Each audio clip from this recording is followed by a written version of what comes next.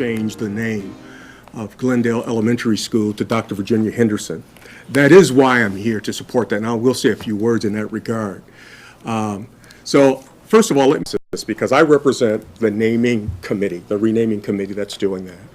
And the renaming committee is composed of myself, Dr. Ruben Anthony of the Urban League, Mary Gil Bronson, former chief of staff here at MMSD.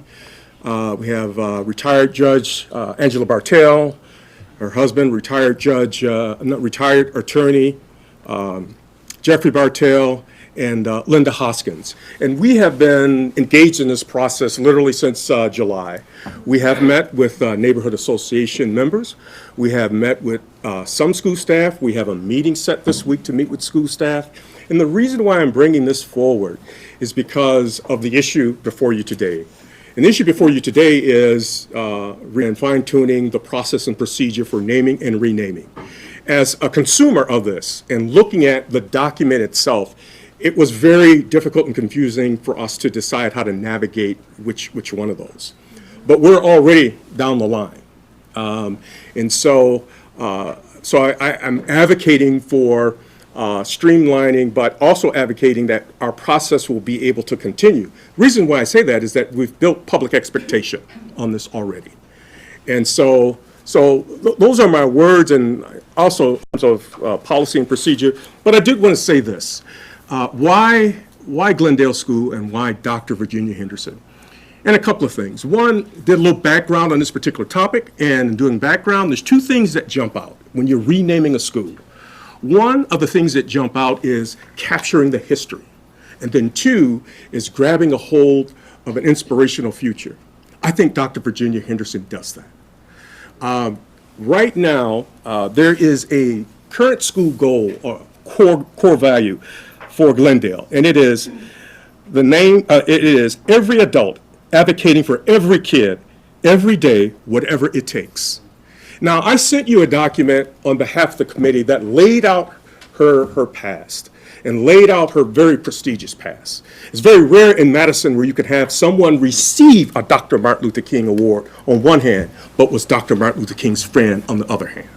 It's very rare that you can psychologist that goes out to a neighborhood at its worst time in the city's history, Simpson Street, where we used to average the same number of homicides in that neighborhood as we did in the rest of the city.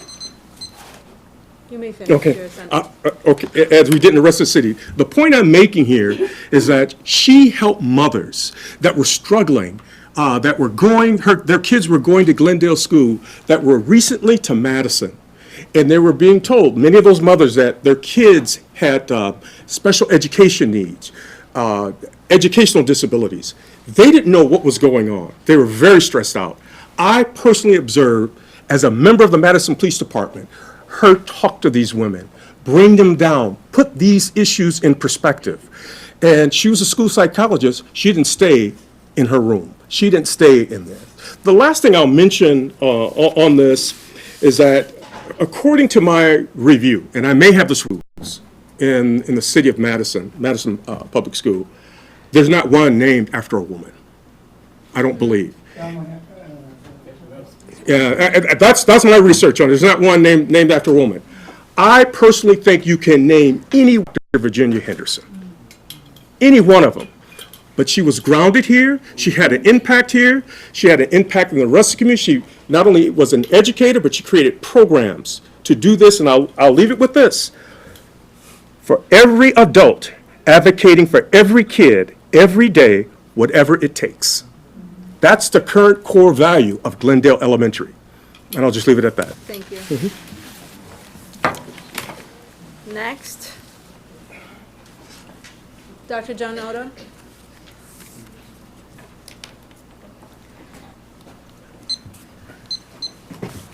Ananda, I timed it at 3 minutes and 40 seconds. So you let me know, do I need to be more brief than that, or? I'm serious. I want both of you to set an example. No, just let me know. I can do it. I want to talk about a few things. First is that I'm concerned about zero tolerance policies. They make zero sense. Many years ago, the district had a policy about weapons. and there was a young girl, well, first there was a public hearing. A boy, middle school boy, brought a project to school, had a knife that he needed for the project, and was expelled. The board had a public hearing. They called for a public hearing, and the board reversed itself. Standing next to me was one of the school district's attorneys, and I asked him how many similarly situated cases did they have where the family could not afford an attorney. He said 70 kids expelled on that policy. And the worst, he said, was a young girl elementary school girl, whose mother sent her to school with a piece of chicken for lunch and a plastic knife. And she was expelled without recourse for having a plastic knife for cutting her chicken. So you add that on top of this most recent case where the board again capitulated because pressure was brought, and it doesn't make any sense to have zero tolerance policies when dealing with children. Our prisons are full of young people who were victims of zero tolerance policies for having small amounts of substances that the states are now legitimizing and making money off. So that was point number one. Number two, a review of the district's forward scores results from this past spring gives a disturbing reality. Black reading and math proficiency scores are pathetic, falling far below white and Asian students in the district and in the state. And more disturbing is the fact that MMSD's black students, and I want you to hear this, scored lower on average than black students in other areas of the state. So Madison's black kids are dragging behind Milwaukee, Racine, Beloit, Kenosha. Which brings me to the district's budget and the potential of referenda. I reviewed the district's high schools. I concur that the district's high schools need upgrading, and if enrollment trends suggest that you need an elementary school, fine. I think you are required to look at small elementary schools to determine whether or not consolidation is needed. That is your due diligence. I was in, and there was a young man who was a waiter, and he was upset, and I asked him what's the problem. He said his property taxes went up on his 1,800 square foot house, and I said, how much are you paying? He said, I'm paying $600, and he was upset, and I asked him is that a month? And he said, no, for the year. Those of us who've been paying property taxes in Madison, we deserve better in terms of results. I would not mind paying anything if the kids are succeeding, but with black kids, I am deeply concerned about that. I'm a product of the South, of segregated schools. We learn how to read, we learn how to do math, and our kids here are fully capable of doing that. Last point, I wholeheartedly endorse the naming of an elementary school in honor of Dr. Virginia Henderson. Thank you. Thank you, Dr. Odom.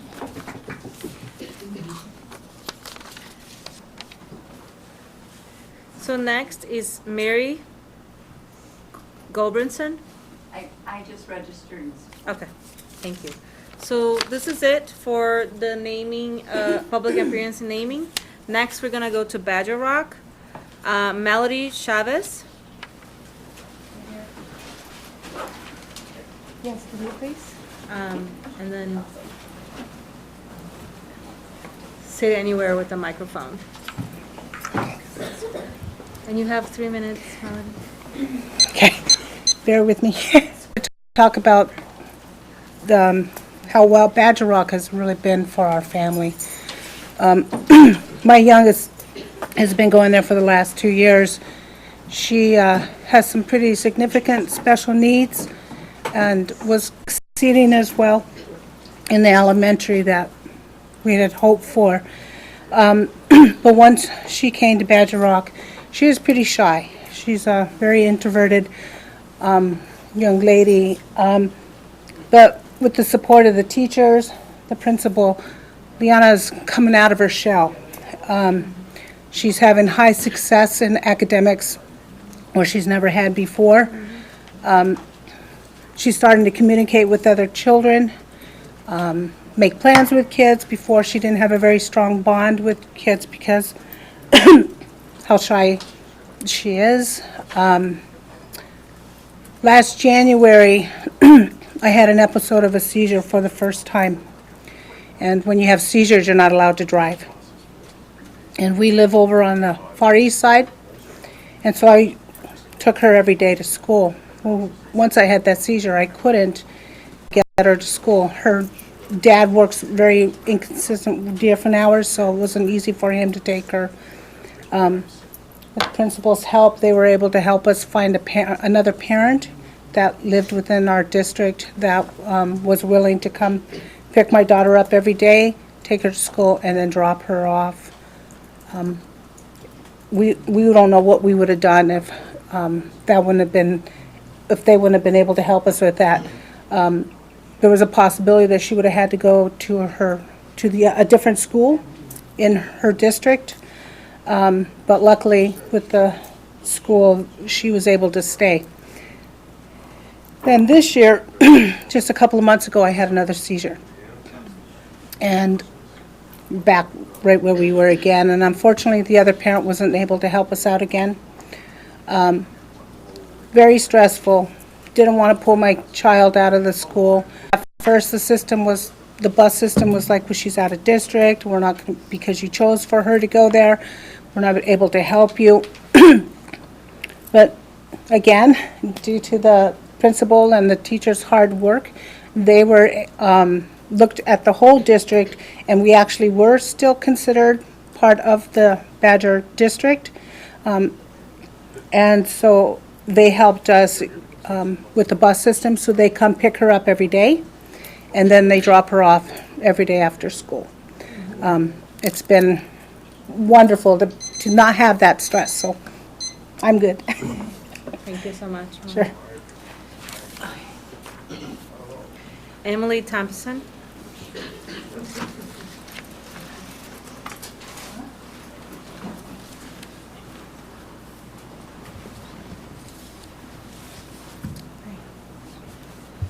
You have 3 minutes. Thank you. My name is Emily Thompson. I'm not an educator or an education professional, but I am a daughter of a teacher, and I've gone to school for 21 years of my life for some reason, and so I am committed to the idea of education. And also, I'll let you know that I'm an attorney, and I have I'm not sure I've ever spoken for just 3 minutes, so I'm going to try. But my son is in Badger Rock, and he just started this year for 6th grade. And before he started school, even before kindergarten, I knew that he did not learn the same way that other kids learn. He has a hard time paying attention. He can't sit and listen. He has to do something. He learns by doing. And that was not always an option that was available to him in elementary school. We've struggled every year. I remember in 1st grade, he came home and he said, "I hate school." I was like, that's so sad. That makes me so sad. And, you know, we worked with the school. We tried to get him different options and different stuff to do. We got plans in place, and the teachers were super nice, but there was only so much they could do. And when I learned about Badger Rock, I was so excited. I was so excited because it seemed like this was going to be different. It was going to be, he might actually have the ability to develop what I hope will be a lifetime love of learning, which he did not have in elementary school. He came home every day and was like, I hate it, it was boring, it was terrible. His days are good, which is amazing. For a 12-year-old boy, that means fantastic. And so he's like, my days are good. And he talks positively about his teachers. He talks positively about the other kids, about the classes. And you know, I can't really speak to what is actually in the charter because I haven't read it, and I don't know what your standards are, but I want you to know that my son has a home at Badger Rock, that they are so inclusive. All of the teachers are open, they are welcoming. They have a community dinner every month, and we go and we chat with the teachers, and he's happy to go in. He's happy to come home from school, and he's excited about what he's learning. And for me, that makes all the difference. So I hope that you will continue the charter of Badger Rock, and holy cow, I kept it to 3 minutes. Yeah. Thank you so much. Next, Jamie Ames. I was thinking about. AMES.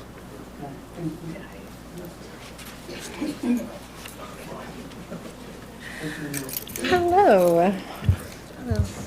I wasn't planning to speak tonight, but I just decided to on a whim, so hopefully I don't ramble too much.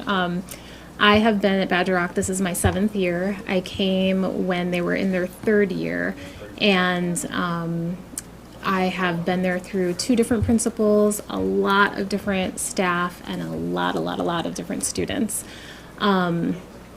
In that time, I have watched the school go from struggling in a lot of ways to, I would consider, absolutely thriving and an amazing place to be for a lot of reasons. A challenging place at times, right, like any school, but a place where even as challenges arise, I am committed to be because it's a family. You know, you've heard from 2 parents already who have talked about how that small environment has impacted just their child being seen, and that is so true. I know there's a lot of newer board members, and I'm sure that those of you who are newer know a lot about AVID, whether you were here for AVID being brought in or not. But I was a TOPS coordinator with the AVID TOPS program for 5 years. Langston Evans and I were the first TOPS coordinators hired, and we started the programs at our various schools. And I just saw Chad over here. I worked under him at La Follette as a TOPS coordinator. And I saw what AVID brings. And I believe that the reason, pretty much the sole reason it is so successful is because of those relationships that get built in that classroom that maintain throughout those 4 years, and kids are seen and connected with in a way that they aren't usually in. And I think that that's true of Badger Rock too. And I make that comparison because I know that the district values AVID and values what kids get out of it. And I know from experience that I really don't believe that kids would get that same thing out of it if it weren't for those relationships. And Badger Rock has similar relationships that you see in AVID. It's a big family, and it's a big deal. And I think that the things that I have seen Hong Tran implement as a principal have been amazing. I've seen the community connection just explode, you know, since he came on. And he's always pushing us as staff to have tough conversations, to be real with ourselves and look at our own biases and grow as people and teach. And we in turn try to do that for each other and for our students. So it's like an intense place to be because we're all trying to be real about those things. And so I think like our tests speak for themselves, and you know, our data speaks for itself, but I think that is the true success of Badger Rock and why it's so important to be around. So I support the 5-year charter renewal. Thank you so much. Next is Latasha Johnson. Hello. Hello. So I came to speak on behalf of Badger Rock. My son has been in Badger Rock since the 6th grade. He's always had issues at other schools as far as he was very closed off and had some difficulty as far as, I guess, communication-wise at other schools. End up. He has been on the honor roll for the last 2 years now. He had got a certificate at the Martin Luther King certificate. Was that the name of it? Yeah, so he got the certificate there. He's very outgoing now. The teacher and the principal was very involved. I actually got the principal's phone number to text him if there's any issues with my son. And they are very communicative as far as getting back in touch with me. To the point, there was a couple of months ago, my son was not where he's supposed to be. And I came to the school, left work early, and came to the school to look for him. And the principal actually left his meeting to come and help me look for my son. So I've never had that done before, ever. So, yeah, he is very happy now. He's not as sad, I would say, as he was. We now stay in Belleville, Wisconsin, so he's not supposed to be at Badger. Tear him away from that environment. I wanted him to graduate with that school. I wish they could turn it into a high school. That would be awesome. But I got the okay to graduate 8th grade there. So I'm very happy with Badger Rock. Yeah. Yeah.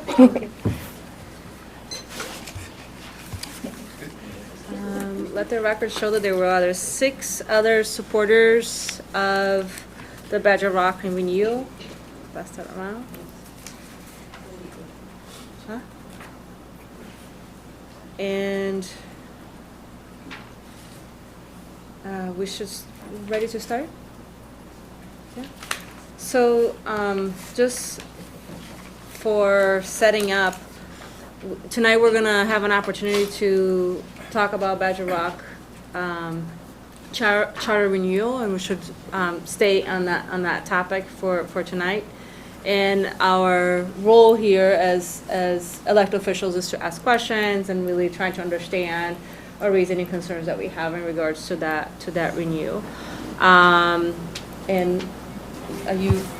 Yeah, I have to recuse from this conversation because I have a conflict of interest. My employer has a formal partnership with the Center for Resilient Cities. Thank you, Chris. So I'm gonna pass it on to Jane.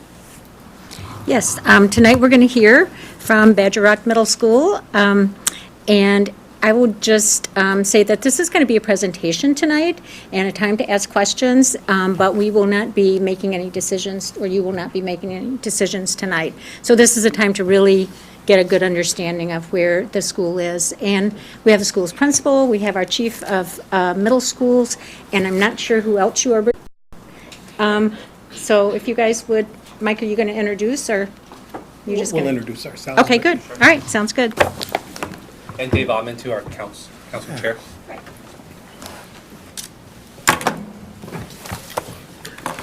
Okay.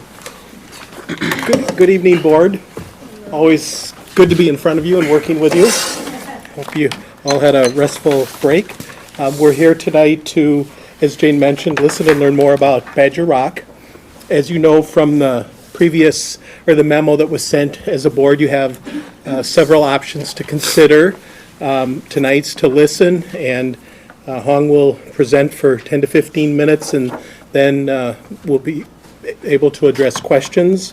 So thank you for being here, and without any further conversation, I'll let Hong get started. Sure. So 4 years ago, I said, let me tell you how I fell in love with Badger Rock, and that was only after 3 months. So imagine after 4 years, kind of the stories I have to tell. Tonight's going to be some snapshots of the charter renewal that tells part of our story. But as we move along, I would like us to remember the stories of our parents, the stories of our staff, because that's what makes schools. Like, these numbers might not capture all those things. They only add to that story. So thank you for this time. So I get to talk about Badger Rock. Before I got there, see those trees over there? In 4 years and where we want to go with your help. So the past 3-4 years, we have been committed to what our parent talked about, changing the learning experience of students. We know that our students, and a lot of students, don't learn the traditional way. So what we've done is written a 3-year framework, since we are a multi-age classroom, 3-year framework that hits the standards, that hits different themes, and that's project-based. So we believe that students learn deeper and more meaningful when things are interconnected and not siloed like a traditional classroom. We've also focused on making sure students understand the texts that they're reading, so we focus on disciplinary literacy. And we've implemented a project and research class. So this class is meant to inspire students to take ownership of their own learning. So from this class, students have made cake.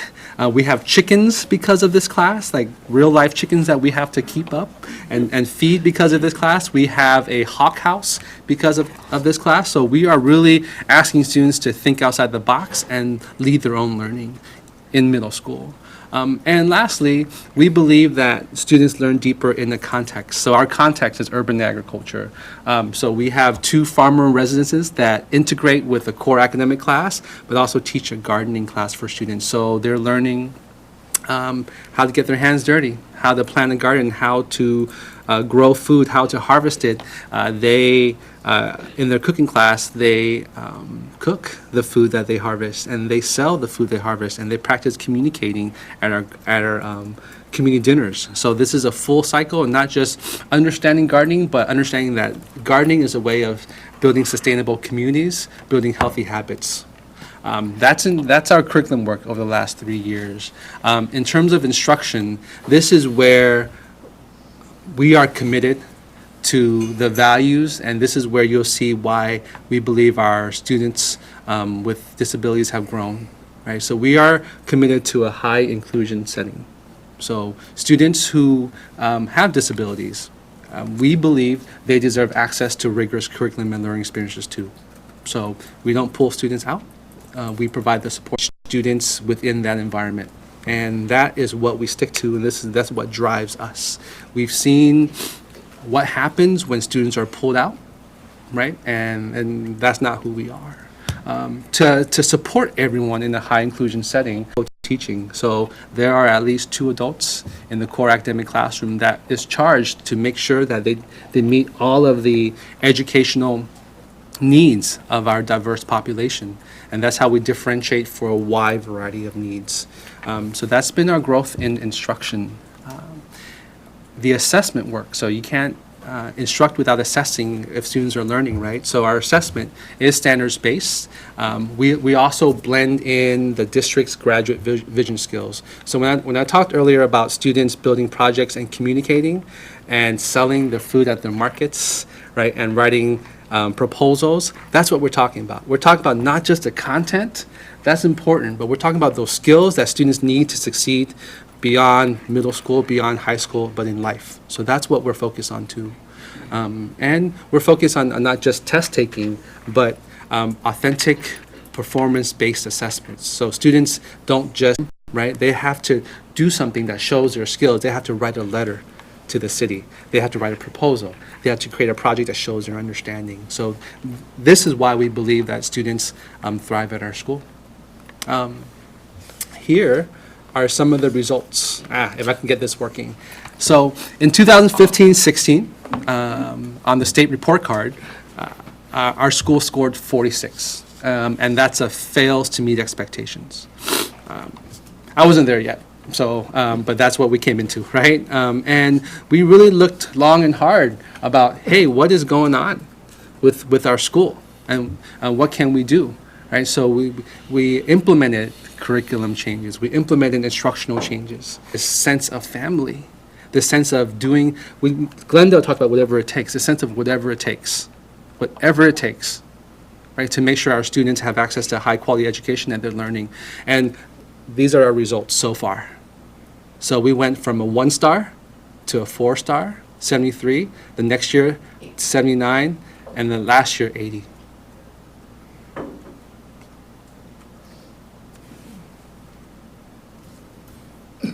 I'm just going to remain there for a little bit because I made this slide and it's just really absorbing that piece.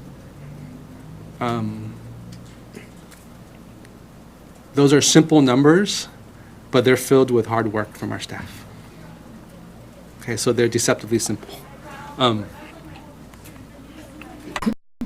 Right, so our students are outperforming all other middle schools in their math club. This is reading throughout the years.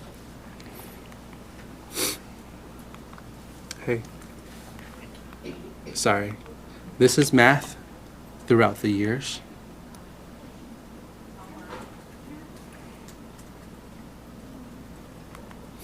Okay.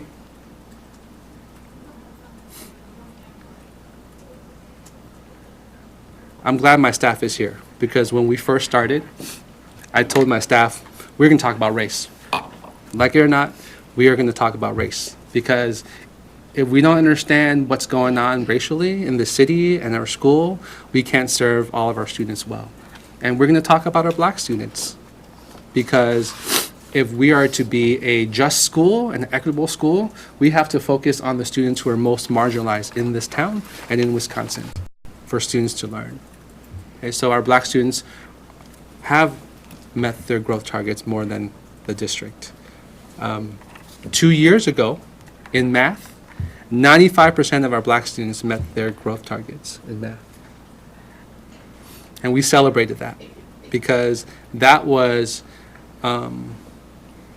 part of the long, hard work of becoming anti-racist teachers and examining our teaching practices to make sure that we serve students who we feel like we should be serving. We also learned from that year is not just instruction, that we needed to work hard to protect our black students from the institutional racism that might happen to them in schools, in the, right? And that work was hard, and we've learned from that. We've adjusted from that. Our PD has shifted because of that. Now we work, so I started my staff talking about white fragility, like white saviorism and white silence. So it's very white-centric. Now we move to anti-blackness. So we move to understanding how our schools, how our society, how are we being anti-black, and how do we check ourselves, right? Numbers is just one way. We also listen to our students, have focus groups, have that data, have emotional safety surveys beyond the climate survey. So this is our data for students with disabilities. You've heard from several parents. 78% last year of our students met their reading growth targets compared with 52 for the district. So we believe our model, our commitment to inclusive education, our commitment to making sure students get the support that they need, right, can result in something like this. And these are English language learners, and this is reading proficiency over the years. So as we implement our model, we see year after year, all right, our students are gaining in. This is the math growth for our English language learners.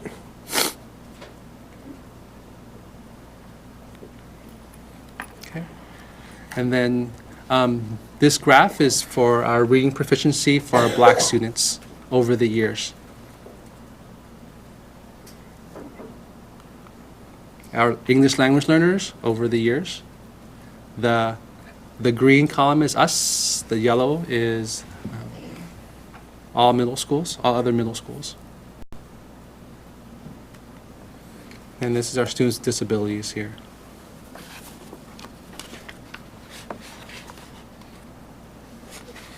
Okay, so we've been on a journey the last 4 years, but we're not done. We are not close to done. We want to continue refining our curriculum. We have a 3-year cycle. We're coming on to the next 3 years, and we want to learn from what worked the last 3 years and to institute and make our curriculum more hands-on, more fun, more interconnected, more interdisciplinary, more project-based. We also want to continue to deepen our urban agriculture integration.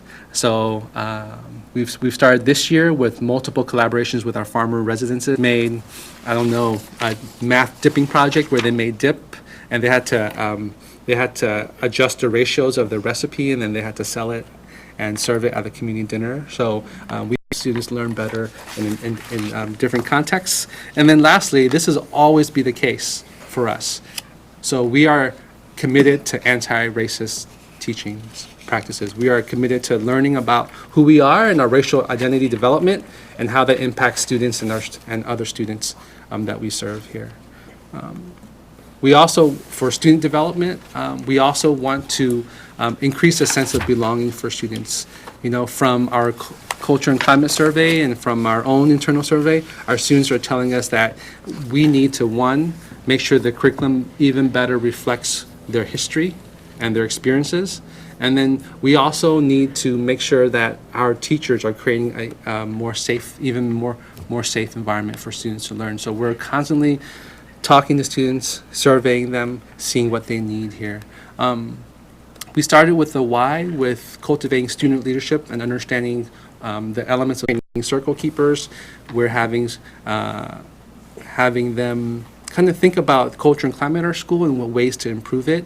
And then the last 4 years, we focus on growth, but this year, we're really looking at proficiency bands. So we're looking at where are our students in terms of either the MAP scores or other levels, and how are we going to provide the targeted supports for students to move on to the next proficiency band, to get to grade level.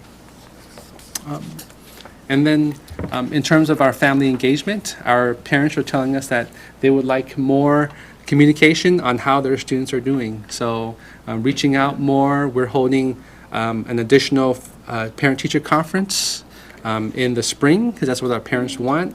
We've started Saturday school for students to come in and drop in and get a little bit extra help, and that's when we also communicate with parents too.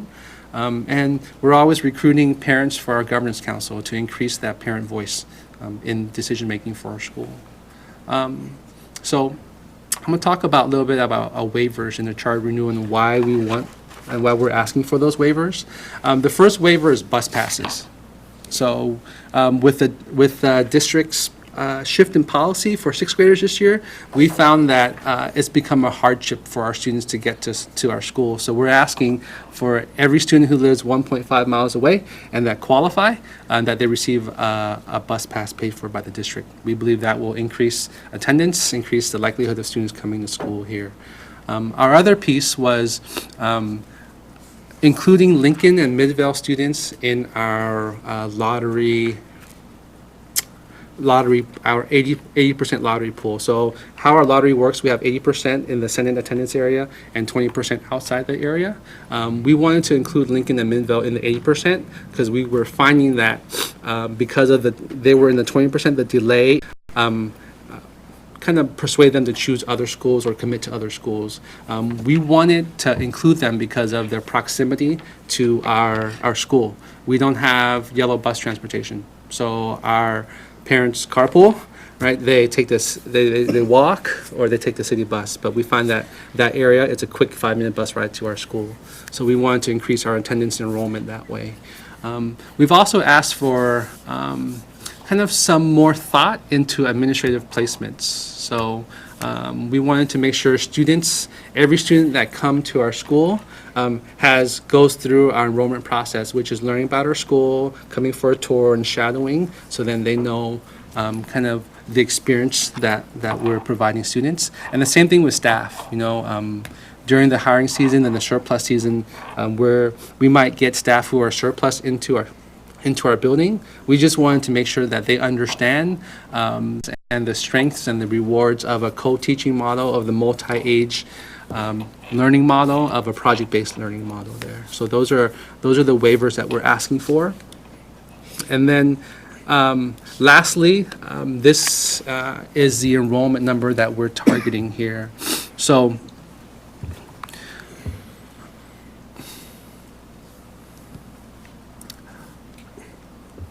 that's the makeup of our school. So 80% students of color, 30% students with disabilities, 30% English language learners, 47% advanced learners, and 70% low income. Right? That is where we want to be. That's who I am growing up in Oakland. Right? That's who family is to me, and that's our calling, to be schools that thrive for everyone, right? And we're saying that our students, those families, deserve classes at 25, right? If we reach 120, and right now we're allocated for 4 teachers, right? If we reach 120, that's 30 per class. And not only is there space issues at Badger Rock, the walls are, we have these bars, it was barren, right? It was nothing. And in 4 years, through the sweat, the hard work of not just the leadership team, but our families and especially our staff, we get to the other side, right? But I think more importantly, it impacts the quality of education, of services that we provide for our students. What drew me to that area first was the opportunity to do something for that community. Right, it's a forgotten community. Right, it's blocked by freeways and like highways and everything, and there hasn't been much investment there, right?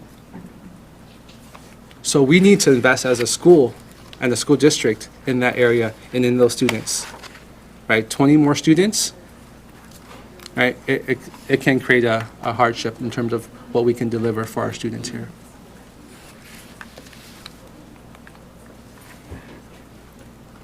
Was that 10 minutes? 15? I promise 10 to 15 minutes. That was good. Was it good? Okay, all right. good. All right. Sure. So now would be the time for board members to ask questions. Yeah, thank you, Mike. I want to open up, but before that, I just wanted to add a few things, Hong, if you don't mind. Sure.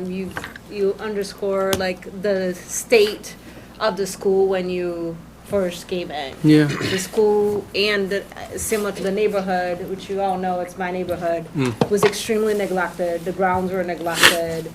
You know, you really didn't see life in a school. I had many colleagues that worked at the school and saw how many teachers were leaving because of the leadership issues, and so many parents were holding on to the school. I have personal friends that were founders disconnected from the school because of the way the leadership of the school was taking a turn not to benefit the community. And, you know, I remember was one of the first groups that went and did the tour of the school and the building, having a building with such overt, explicit message around environmental justice and the opportunity for that community.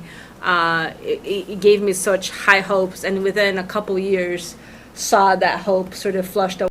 And I think you responded to that call, and I really appreciate all the work you do. Every time I have any opportunity to bring a camera out, I go to Badger Walk, because both is my community, it's my grounds, but I love that there's the chickens there. I love that there are, like, you know, the grounds are filled with you know, the harvest, and I love the community spaces where the students get to make salsa and get to sell the salsa and get to raise money for the school. I love the community dinners that bring folks together, and the way you've been doing school in Madison, you know, is different. You brought your own sense of justice to that school in a way that I think that's a motto. And when you asked us to pause on the rates for DPI, I really appreciate that, because I think charter schools, instrumentality charter schools in this district get a lot of scrutiny and not always the justice that they deserve. And a lot of that is to you and to your staff and to the parents. So thank you so much for preparing this for us, and also preparing a really comprehensive document for us to review. So I just wanted to elevate that, you know, the school was very neglected when you came in, and you really transformed that in a 360. Thank you so much. And it's funny how we're in this profession and we rarely get to hear that, right? We rarely get to hear how much hard work has been put in, and it's not me, right? It's the people sitting behind you here, the families and the teachers putting in that work. So thank you for that acknowledgement. I will bring that and pass it on to our staff tomorrow. Absolutely. Ananda, can I ask a question? Yes, Kate? Are Mike or Tremaine, are you guys planning to speak to proposal and your rubric? I think just questions for now for Hong. Yeah. So, is that how it is? That, I guess, Yeah. is it later on that you guys are doing that, or? So you can ask questions of Hong now. We're also, after that, happy to answer specific questions. I just wanted to know if you're going to walk, or is this a pause and later on you're going to walk through the rubric, or? We weren't planning on walking through the rubric as much as just addressing questions.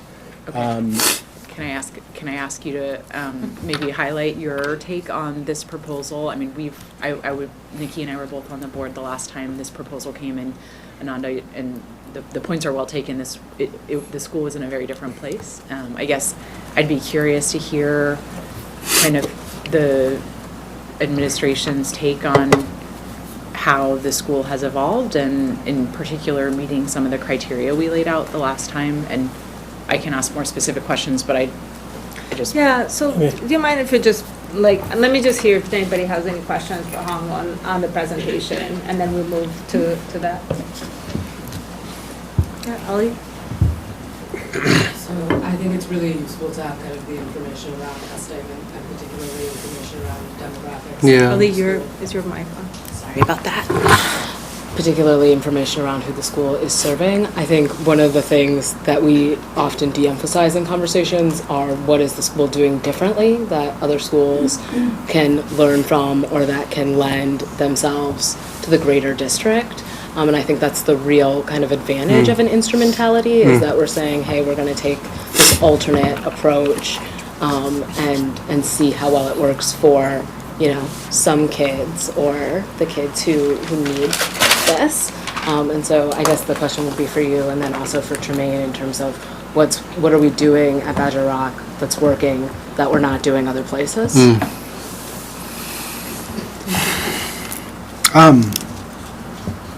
What Jamie talked about earlier is like the love and the commitment from staff and the adults there. It helps us get through the challenging times. And you're working with middle school, so there will be challenging times, right? That challenge you. But the fact that we're all committed to holding each other accountable in positive ways, that is something that I don't know exists other places, right? I just don't know. I can't answer that. Commitment, our belief that every student deserves access to rigorous learning experiences. And we hold strong to that. And we get pressure from all over for that. And sometimes we get pressure from ourselves and we hold each other strong on that. It's like we are committed to making sure every student deserves like rigorous learning experiences. And you know, we have in our project-based learning framework, there are different elements that we hit. So authentic performance assessments, voice and choice, right? So these elements, I believe, help students understand things deeper. And there is a real-life application to what they're learning. So, you know, maybe the number one question is, why are we learning this? Well, I was like, you're learning this because you're learning the skills that will succeed in life. You're learning this because you got to make that pie because we're going to sell that pie soon, right? You're learning that there are many different ways and reasons why the students are learning.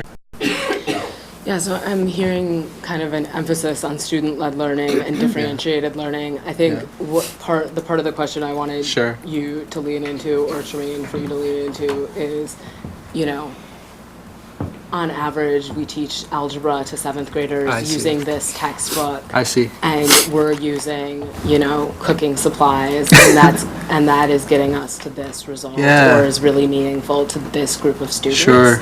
And so I'm wondering, you know, what those more distinguishing characteristics are of the school in terms of this is our methodology and approach to reading, to writing. Yeah. I could definitely answer that. You know, first is the context it's our urban agriculture, but it's also a social justice context. So students are learning to make a difference, and that's part of project-based learning. So why are you learning this? To impact your community, to impact yourself, impact the world. So there's a pull to learning. So we're not pushing students, but we're pulling them on, like, hey, this is the goal here. In terms of the day-to-day aspects, it's around our co-teaching, co-planning model.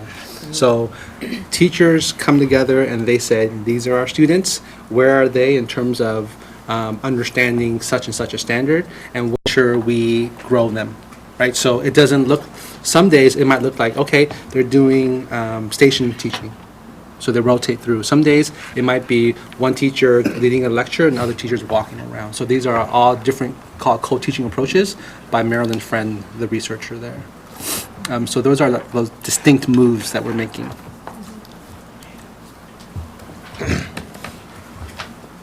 So I think, to your point, Ali, is that the interconnectedness of what you see from classroom to classroom and what you hear from students as they go from class to class is what is, I think, one of the uniquely different aspects of Badger Rock compared to some of the other middle schools. And not to say that some middle schools don't do it, it's just the depth of which Badger Rock goes into it and the intentionality behind it that is more powerful. When you go into a planning session, and I've been in many of their planning sessions, they are very deliberately talking about how their work is interconnected, but also because of the population, the smaller size, able to talk very student specific about who is learning what and why and how they can adapt and differentiate from class to class in that setting. And I think Hong spoke to it, but I want to know the strength about it, that Badger Rock truly uses their educational system as a source for promoting social justice. That is actually, as we look deeper into their work, that is their mantra they're speaking to. If you look at some of their data points, I know data can say a message, and you can say, well, some of it dipped around one piece around student belonging. But in essence, the students actually have a higher expectation of what their belonging really means. And that is the more pertinent piece of it. So if you actually talk to a Badger Rock student and their expectations of what it means for them to be a student, not just in the classroom there, but in that fuller community of the Badger Rock community, that's where you see the power of what's happening within the school. So I hear your question. It's like, what is different? It's different and depth, and you can't really have one without the other to that aspect. So, I think what's kind of missing a little bit is like the voices of some of the students. When you talk to a Badger Rock student, they'll tell you the difference, especially if they experience something else, and something that's not that's outside of what's currently available to them. Yeah, I hope that answered that. The other thing I didn't see reflected in this presentation was any data on discipline in terms of what it looks like to refer students out of class, or what interventions look like in terms of discipline. And so I was wondering, are you all kind of following the same model generally as the rest of the district? And if so, what are the outcomes you're producing in terms of discipline? Because I think when we're talking about kind of emphasizing the experience of Black students very specifically, discipline becomes a major factor. Yeah, definitely. So in the actual charter renewal document, there's a summary page that shows check marks and where we're above kind of district average and below. So we don't use out-of-school suspensions as much as other middle schools. We use more in-school suspensions than other middle schools. Within that time, students get access to it. We also have a lower, what do you call it, risk ratio or disproportionality than other middle schools. But within our data, we still have a disproportionality for our, not as high, but like for our Black students, right? So that's the piece where we're just, what's going on?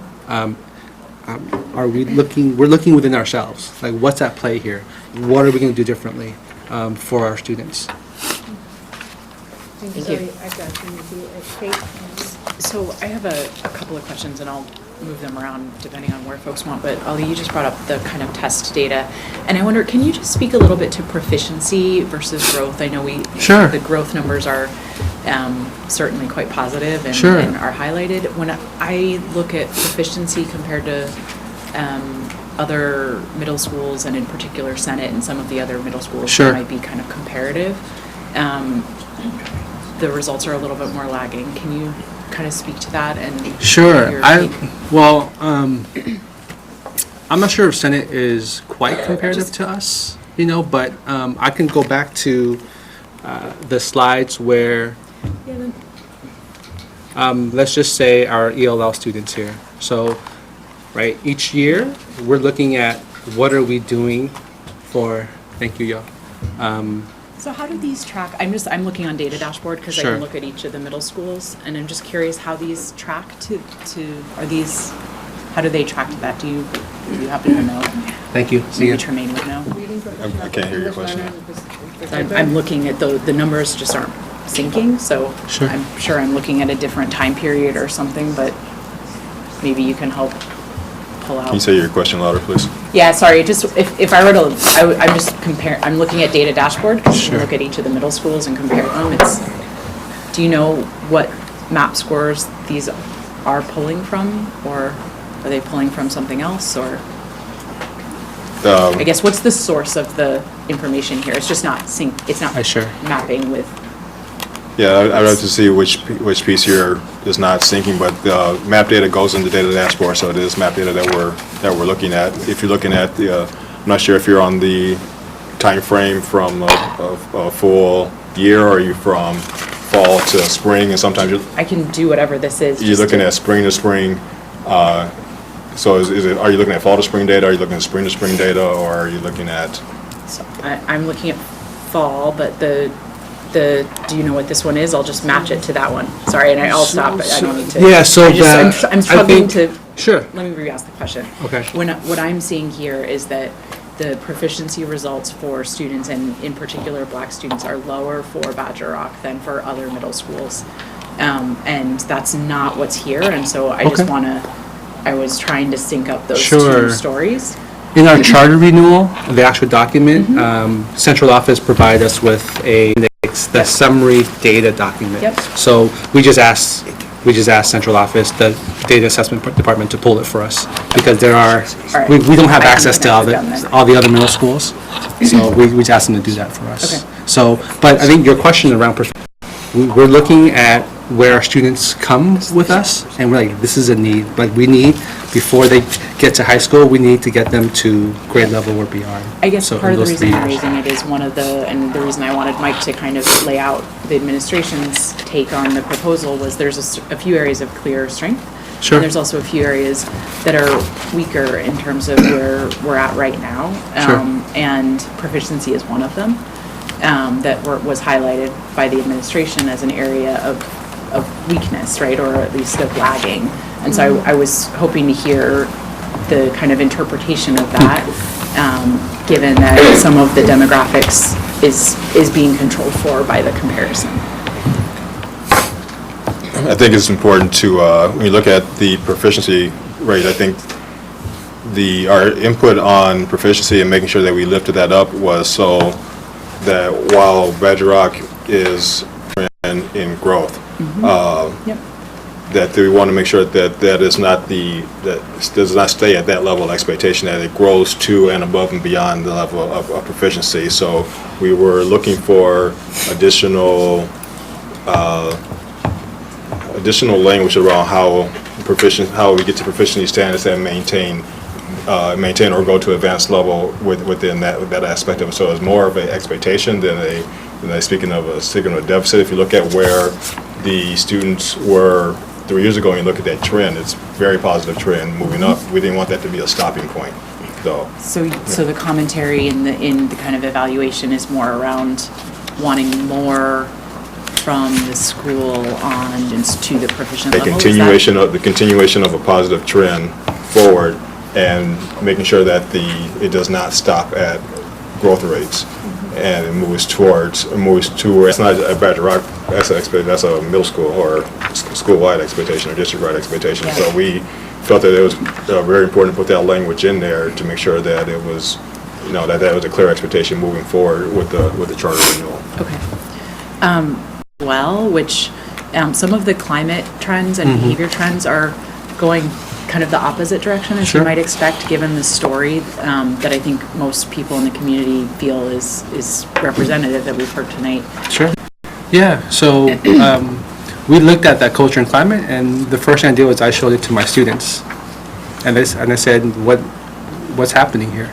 Right, and in the charter renewal, we talked about a couple of things that our students said. One, they said that we wanted to learn more about who we are and our history in our curriculum. And we heard that call this summer, and we've started implementing some more of that. Kind of this not just,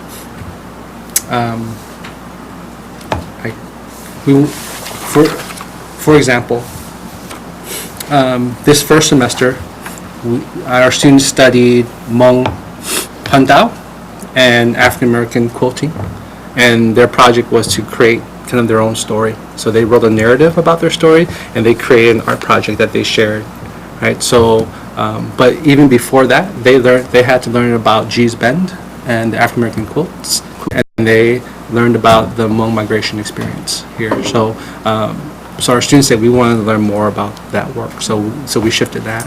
The other piece that our students said is that we need our teachers to call out things that they're seeing that's happening in their class in a strict but firm but loving way.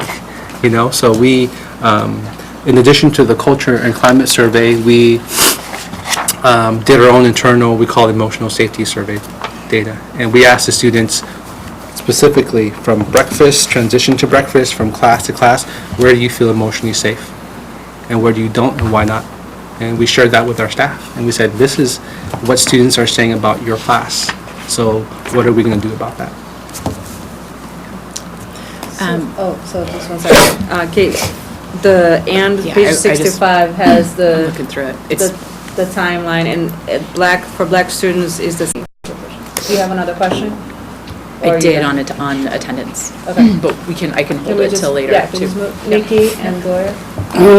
I'm going to go back a couple of years. I respect you guys completely, and I respect this presentation and the growth of Badger Rock.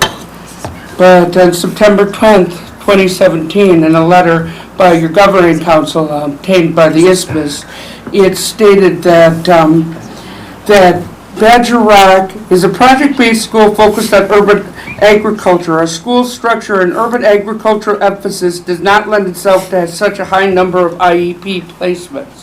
Has that changed in the 2 years since you were here before? So Nikki, your mic was off. Do you want to just repeat the? Sure, I apologize.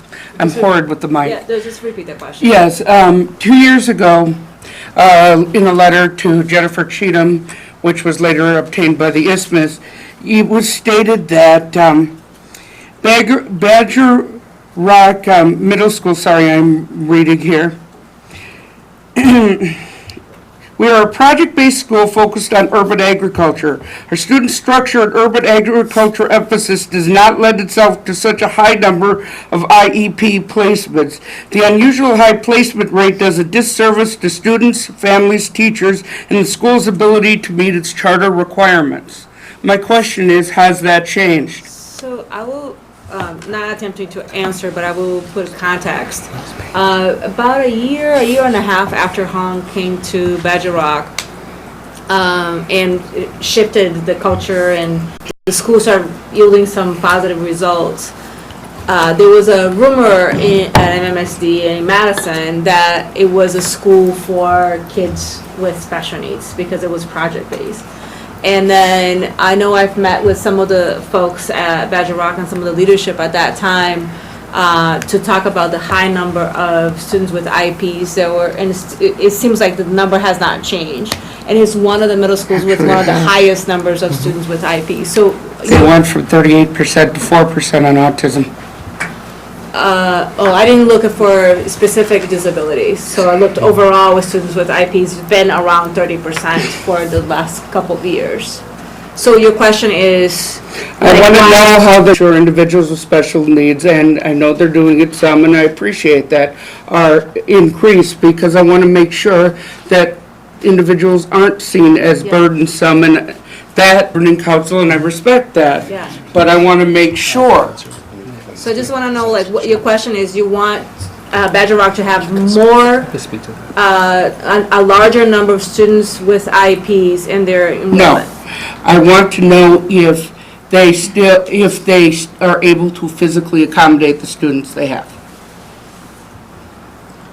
So I can speak a little bit to that here. First of all, 2 years ago, we were around 40%, now we're around 30, right? So that's still roughly double in the district. Our data shows that our students with IEPs or disabilities, right, they're growing. And they're growing because we support them within an inclusive environment. Good. That's what I wanted to hear, and I'm thrilled on it. Great. I just wanted to. Yep. Do you have another question? So Gloria, Savion, and Ali. So yeah, just for the charter school team, the reviewers guide when it's coming to be, just along the lines of what Kate engagement did not meet expectations, and student behavior, and student access to opportunities. I'm Sure. just wondering if you could speak on that. I don't know if it was just not enough information given, Yeah, sure. or what the case was on that. Yeah, so in terms of timeline, that was the first round of feedback that we received from central office. Okay. So based on that feedback, we basically wrote more and included more. So what you should have is our actions in response to that feedback. Okay. Can you talk about the family engagement, sorry, just to expand on that, the family engagement piece? Yeah. How have you overcome that? I mean, I'm just curious because I know just in general, it's a challenge throughout the district. Sure. So I'm just wondering what you have done in response to that. So framework is Karen Maps. I know several years ago she worked with the district around how we engage families around process, but also organizationally. So our first step was figuring out what do parents want and asking them what do they want. So that first couple of years we held a lot of meetings. We reached out. At one point, each of our staff had 10 parents to always call every month to invite them to something. So we wanted to make sure that they knew who we are, and just be symbolically visible. So I'm outside every morning and every afternoon to make sure that we're greeting students and saying hi to parents and talking to them and problem solving. And my staff this year are outside too. So that first year or so was around just building community, right? Talking, figuring out what do you need, what can we do, and then we started to, where do you want to see the school going? Like, how can we serve you better? And they said, one, I need to know what my children, how they're doing academically. So we did family workshops, monthly family workshops around what our education looks like, and we partnered that with Student Celebration. Parents are coming to school, but they get rewarded by dinner and seeing their children's projects. And in terms of our next step, we're really looking at expanding parents' voice and choice and parent involvement and parent say. We're looking for more parents on our council to really lead. Our council is the entity that leads us, right? So we want more parent voice on that piece, but also more parent involvement in just the day-to-day aspects of our school. So, we invite them to the Saturday school just to see what their students are learning and to eat with us and to build community with us. So, there's no really magic bullet, right? It's about seeking out what our families need, seeking out what our communities need, and trying to honor that and doing our best to fulfill that. We go to Saturday football games at the Raiders, we do home visits to check in, so we're out in the community. And so we're seen as part of the community. Great, thank you. Sure. Let me clarify, Gloria, I think would be a little helpful. So when Badger Rock turned in their first, the first draft, we provided them with a rubric. Then they submitted a final product. And we had 2 weeks to, again, go through the areas that we identified. So what you got in your board packet, and we highlighted in yellow, is our comments after they resubmitted. Okay. So while they, in most cases, elaborated on things we requested further information on, they had not seen our final review until it went out public. Oh, gotcha, okay. So the- one of the things that you have an opportunity to do tonight as a board is if you want them to address specific items before you would vote for the charter renewal. So I'll ask that, clarify that at the end if there are a specific area. So, thank you for that. Thanks, Mike, for that. And then the response to the family engagement. I know student behavior is also an area that did not meet expectations, and student access to opportunities. Can you talk about both of those? Sure.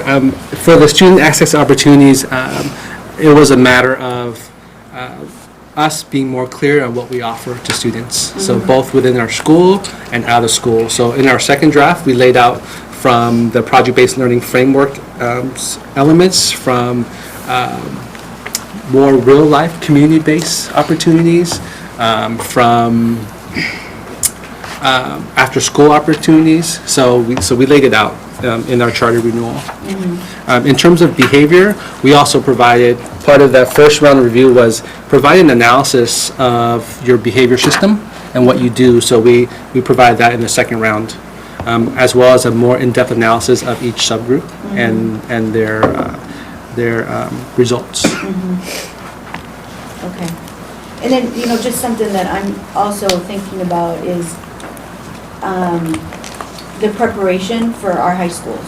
Sure. Right? And how well we are preparing them through Badger Rock. And all these areas that I'm asking about are critical areas. Family engagement, student behavior, student access to opportunities. Really help meet sort of their needs in entering our high schools. So that is where my mind is at. Okay. To make sure that they're prepared.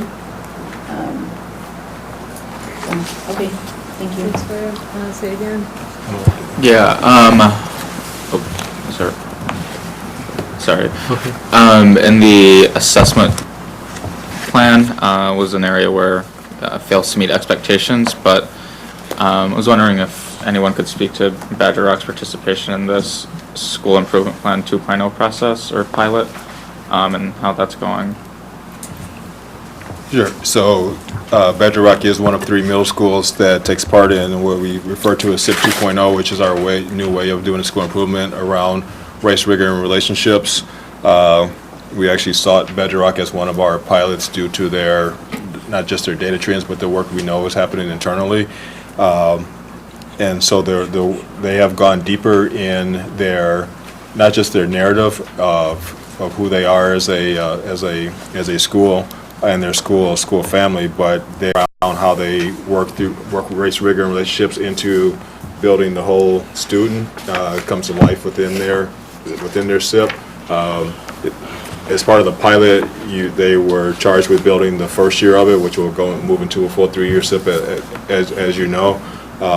But I think to your point of there was a reason we asked Badger Rock to be a part of that because of the work that they've already put in play. And I think I also want to, I might just kind of clarify, when we, as a group and as a team, gave feedback around some of the things that were originally labeled as fails to meet expectations. Sometimes we understood some of the work was there, but we wanted the team to go deeper in their presentation and go deeper in articulating it to the point that was on the table earlier. You want our full school community to understand something different, and then because we can learn from that and then amplify it.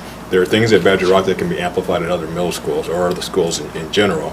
And so we were asking them to uplift and just go deeper and articulate that, almost point by point, so they can be used in other aspects of our middle school. So it wasn't truly like a deficit-minded approach to it. It was, we know it's there, go deeper and lift up the work that's already in play. Thank you, Jermaine. I think this is a good segue to some questions around y'all's evaluation of where Badger Rock is at. And so can you can explore a little bit more? There were quite a few areas where it did not meet expectation. So can you, first of all, I just wanted to ground, because this is fairly new work, the rubric around charter schools. Mike, it's fairly new, the rubric. And it is only a rubric for charter schools. Like, we don't have anything similar, do we have anything similar to non-charter schools? No. So we never classify a school as meet expectation or do not meet expectation. So I want to just say that clear. So around the fail expectations or around the reviewer notes, what from now until the time for us to vote, what is expected to happen, if anything at all? So what can happen is if there are specific areas that does not meet expectations that you want them to address prior to your next consideration, you can request they do that. If you feel that their discussion explained enough and you understand it and you don't need further elaboration, then that's fine. If you have questions for us or things you want us to explore, we can do that as well. And what was the date of the review notes? Is it before the summer, during the summer? So, as part of the process, as I rejoined the district, it became part of my work. One of your many roles? Yeah, so there's a process where we meet informally, at least with me, 3 times. And maybe before Ricardo left, an additional time, or perhaps 2, I don't know. And so we kind of worked through the various pieces and had our team at those meetings. And so it was, I would say, a positive discussion, and felt it like a working together. And so this feedback that you're getting today, they're just seeing from today. They have not seen it before unless they happen to check board docs. Okay. And it's a relatively short turnaround. So that, I appreciate that. So they haven't seen what was the feedback on the review notes. And Right. Did you have something to say? No, I just had a clarified question here. So that the notes that you receive or the feedback is the latest round of feedbacks? Right. Not the first round for us? Right. I see. So it would have been after you submitted the second copy, and we went through and we had like a 2-week turnaround time. Okay. To get that feedback to you. So Nikki? Can we, someday I'm gonna learn how to use this mic, I swear. Today's not that day. But my question is, can we get a next step, what the board should, if there are any? Or do we just vote at the end of the month? Yeah, Sure. That's correct, right, Mike? Right, so between now and the next time, a couple of things. First of all, you'll get a similar memo before the next board meeting that will have a recommendation from our superintendent on her recommendation on whether the charter should be renewed or not. There's options for the board to consider, and for Jane and her recommendation, can vote to not renew the charter. That happened like the last time with Wright Middle School, they decided to convert to a magnet school. So that's a possibility. You can renew the charter, really you have flexibility from 1 to 5 years.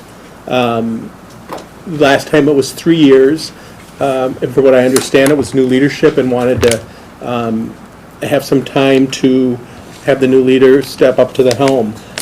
Particular, if you go back and look at the previous charter, the one piece that we've been real open and honest with the group is not being in supportive of dropping the number of students, wanting this to become more fiscally responsive for the district.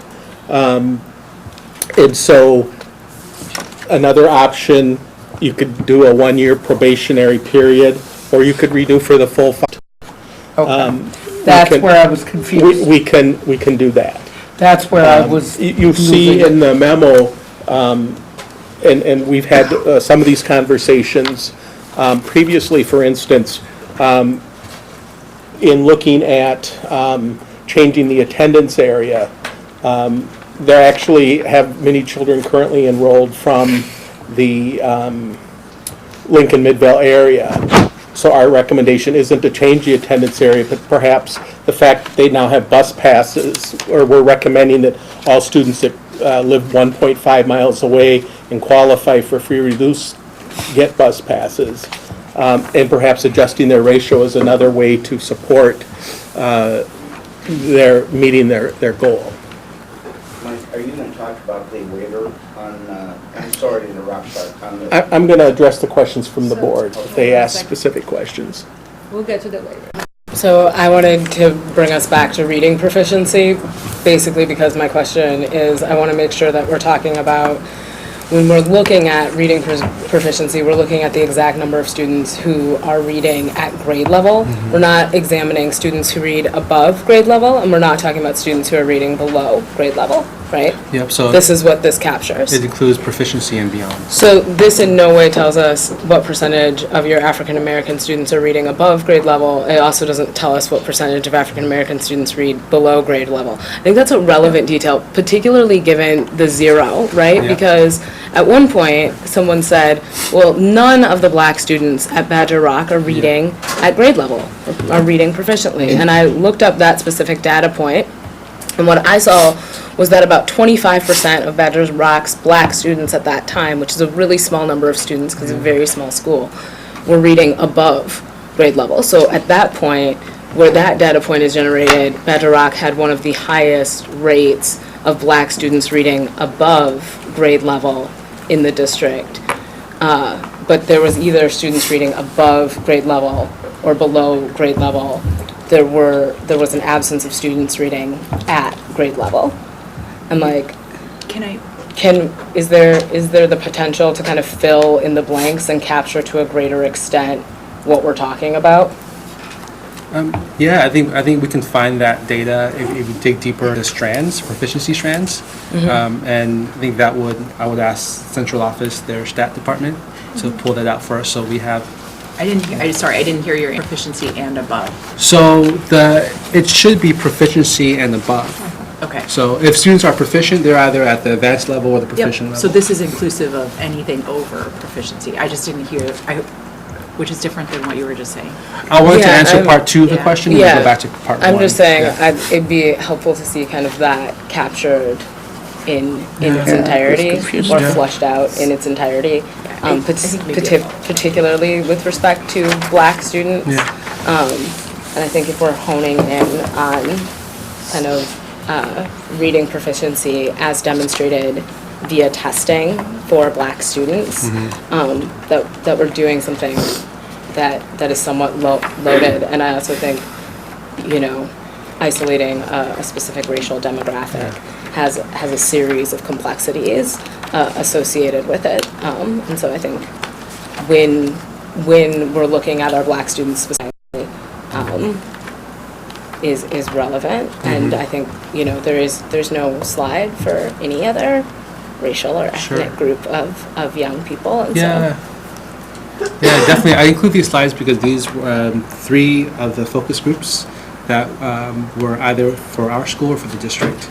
So I wanted to share kind of our progress in terms of our focus group. And these are derived internally? These should be from the district's data department, and it's included in the data section of the appendix. And is there a DPI related So DPI has its own scoring formula that they use. So that's where I saw the conflict. The report that the state, this is DPI's report. Okay. Around exceeds expectation. Which is inclusive of a number of metrics. If you look at the DPI report card, you can compare each school. Yeah, so I did in terms of reading proficiency, and I'm like, and it came across. It's like 32 is student achievement. Yeah. And its growth is a different number. Yeah, okay. So I was just wondering where, I guess it's a matter of consistency and why, right? Yeah. So it looks like there is enough, lack of clarity around I think a data. follow-up on data would help. And we have 2 weeks to make some decisions, so Mike, if you don't mind, just giving us a more comprehensive data analysis around what's happening at Badger Rock. Specifically, you're looking in for particular. deeper information on proficiency. And proficiency, yeah. Is that? Reading proficiency.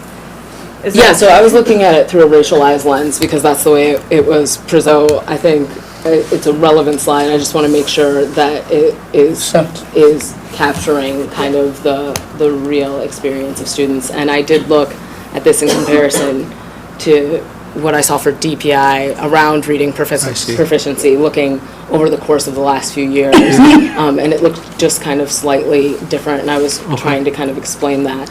I appreciate y'all leaning in to the data components and the different pieces of data because we're all obviously exposed to more than one set. And so putting them where they're capturing kind of the reality of our young people is really, really relevant. So thanks for giving us more information, y'all. Thanks in advance. Thanks, Ali. So the request is around reading proficiency, but like also like which, how many students or the percentage of students that are actually above proficiency. I think that's what we're trying to capture here. Also, like the fact that you have half of your student body be advanced learners as well. I thought that was really interesting, kind of capturing some of those things. I think it would paint a different picture around what's happening academically with the school. Did you have a follow-up question? I am holding a question on enrollment when we're ready, and then I have a question on how we want to discuss the kind of variances from policy that are requested. So those are my two. Do you want to do the enrollment? Go ahead and do the enrollment question. It's probably the biggest thing we discussed the last time around, and there's certainly been a significant improvement made, and we're not quite where we want to be, just to kind of have the scale to support both some of the services that folks might want, dance, et cetera, right, as well as just kind of all of the overhead of running a school, nurses, et cetera. Can you speak to a path on enrollment, I guess, that isn't the 100 path, it's the 120 path? Sure. And what that would look like for kind of for the school? Yeah, so I think we chose 100 because our allocation for teaching staff supports that piece. And we're unsure of if we get 105, 110, how that allocation will or will not change. Like, if it doesn't change, we're committed at 4 classes. And if we're at 110 per se, we're at 27, 28 students per class. And we don't believe that's, we can serve our students well with that. In terms of what we're doing and what we're amplifying in terms of enrollment, we know that face-to-face recruitment works. So me and my team are committed to attending and reaching out to every 5th grade classroom and making sure we have that face-to-face connection. That's our power, that's our strength. We're holding 2 open houses instead of 1, and we're inviting every family to our community dinner to learn more about who we are as a community here. So we want to increase the pool, because we know that some families apply to multiple choice schools, and some families hear from other schools and choose those schools. So we want to get like the Midvale Lincoln families committed earlier. If kind of so maybe put the teaching allocation aside, if that's not a constraint, where would your aspiration be, right? I mean, this is a very uniquely positioned school from a geographic perspective. Yeah. Is there a bigger number that you think is possible or that you would want? I think there's, aside from the allocation issue, there are some space constraints that we need to address. I know that 3 or 4 years ago, before my time, the school partnered with central office to do kind of a space review, and from there, the contract was at 100. I'm not sure exactly what went into that piece. As we look now at the space constraints, we have 2 classrooms that can hold 25 students, 25 to 27, 28, and we have 2 small classrooms that are separated by a barn door that you can hear, right? And those classrooms are a lot smaller. So if you're pushing 27, 28, it is tight.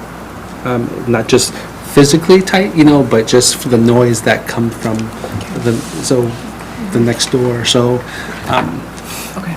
And my last question is: there's some very unique priority in terms of enrollment, and I know we ran into issues with this with the state laws around charters.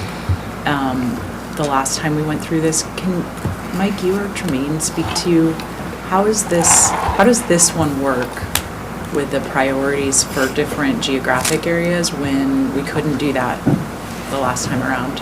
So Sherry up as well.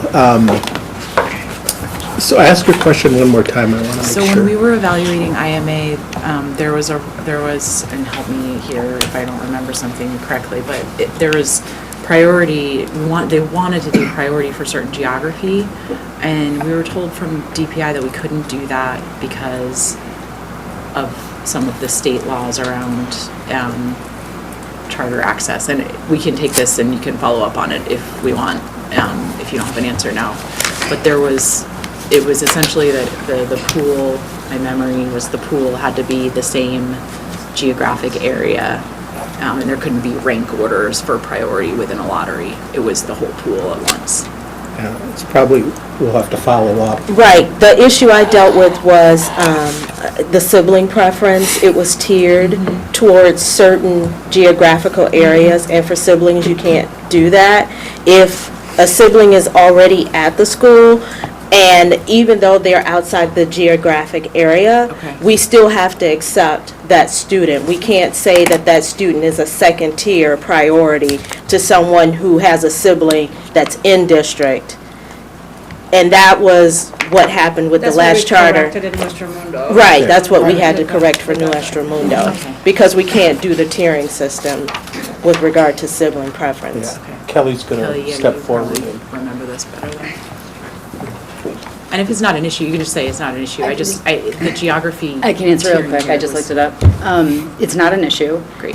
What you're remembering is because they had current kids at IMA, they wanted the kids that were currently there to get preference. Okay. That's what you're remembering, and so it wouldn't be a case.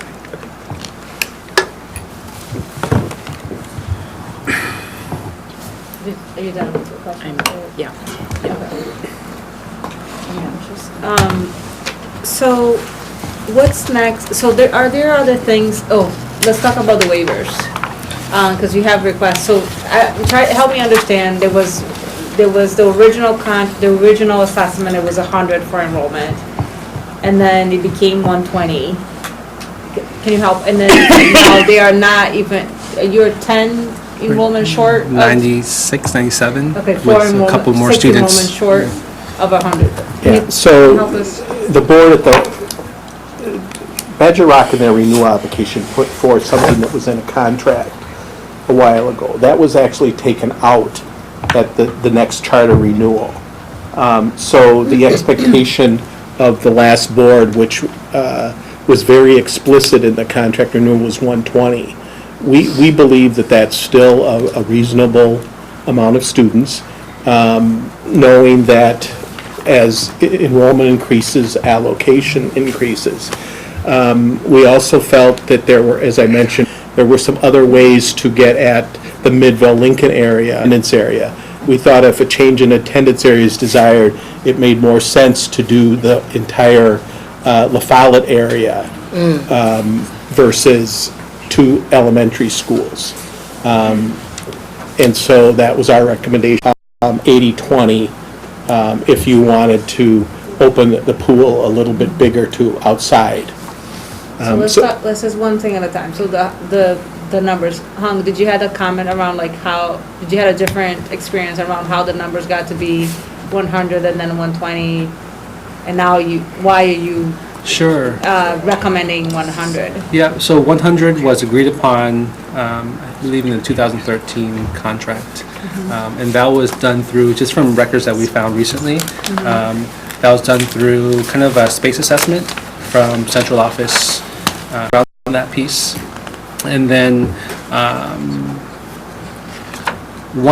initially there was talk around 150 also, Yeah, that's contingent part of on a phase 2. Yeah, Phase I 2 remember was never built, so during our last charter, we landed in this. And at that time, Badger Rock was at 70 students, 72, I believe. And we were thinking, how can we comfortably fit students safely? At that time, we also didn't have kind of our student makeup as we do now, right? So it looked a little bit different here. So I think based on what we're seeing now play out in our building in terms of space issues, the needs for our students, we believe 100. We can effectively educate 100 students. And in terms of fiscal responsibility, I'm just curious about if we're comparing apples to apples. Right? I know at the last charter renewal, we just compared FTEs. And if we compare just FTEs, that might look different as comparing all-in costs. Okay. You know, we don't use yellow bus transportation. Like, we don't have certain custodial costs, right? So I'm just curious, you know. So, Michael Tremaine, do you have a comment about just a response around what are we measuring around fiscally responsible? Yeah. Yeah. I think I'll defer to Kelly, talk a little bit more about the financial picture. She's been a member of our team, and that may be a follow-up if you want more specific information, but she can. So board policy on charters largely is responsible for the reason why we look at the budget we do. The charter policy is pretty specific. With that said, we've coached charters along the way to tell their story through their budget as part of the budget process. I personally don't think that the charter policy is 100% where we should be as it is. So we have those ongoing conversations about how the schools can tell their story. If you were to just look at teacher ratios, I would agree because we staff, so Hong's point is well taken there.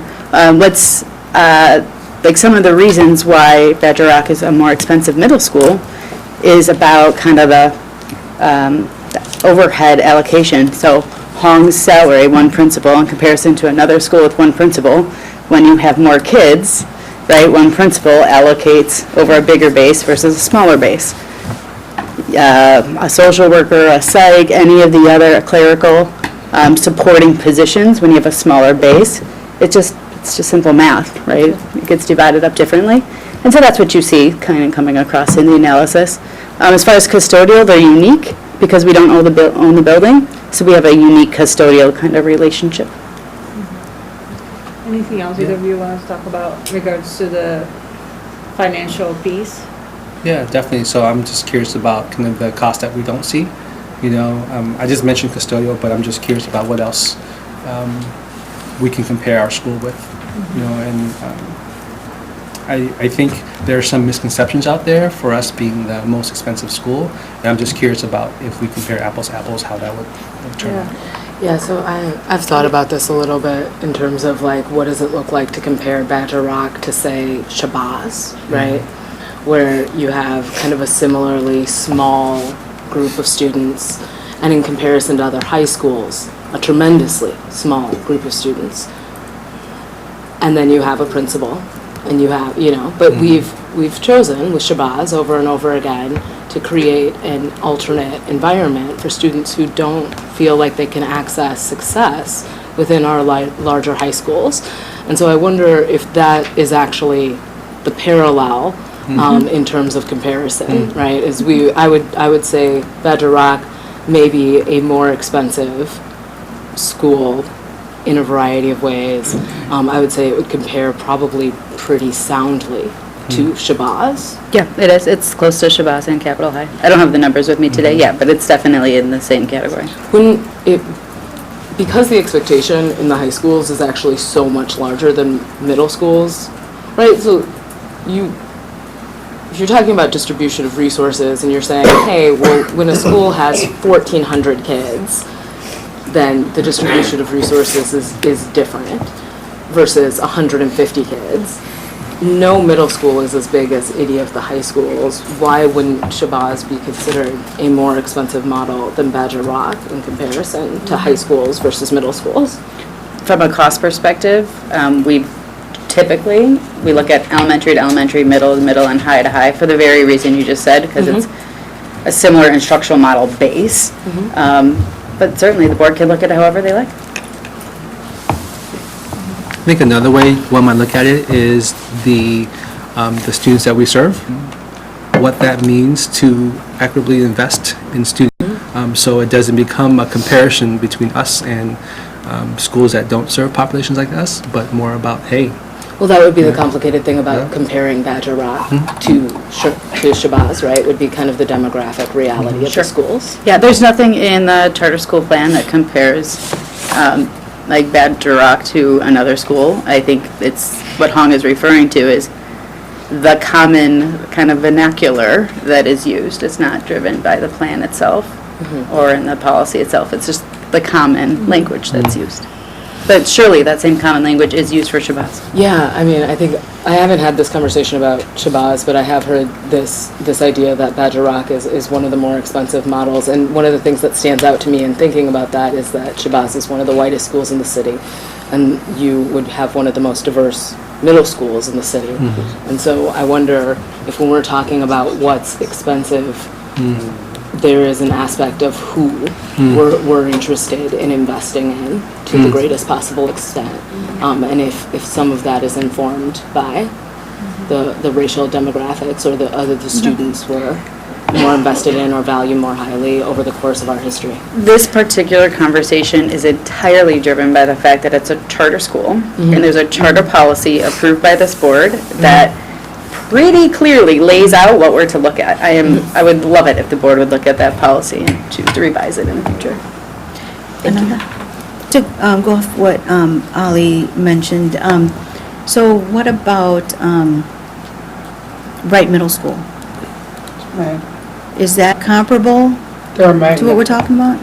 I mean, as far as size and demographics, it starts to become comparable. It's certainly the closest middle school as it comes to demographics, and the closer middle school as it comes to cost per student. Okay. It's in that category. Okay.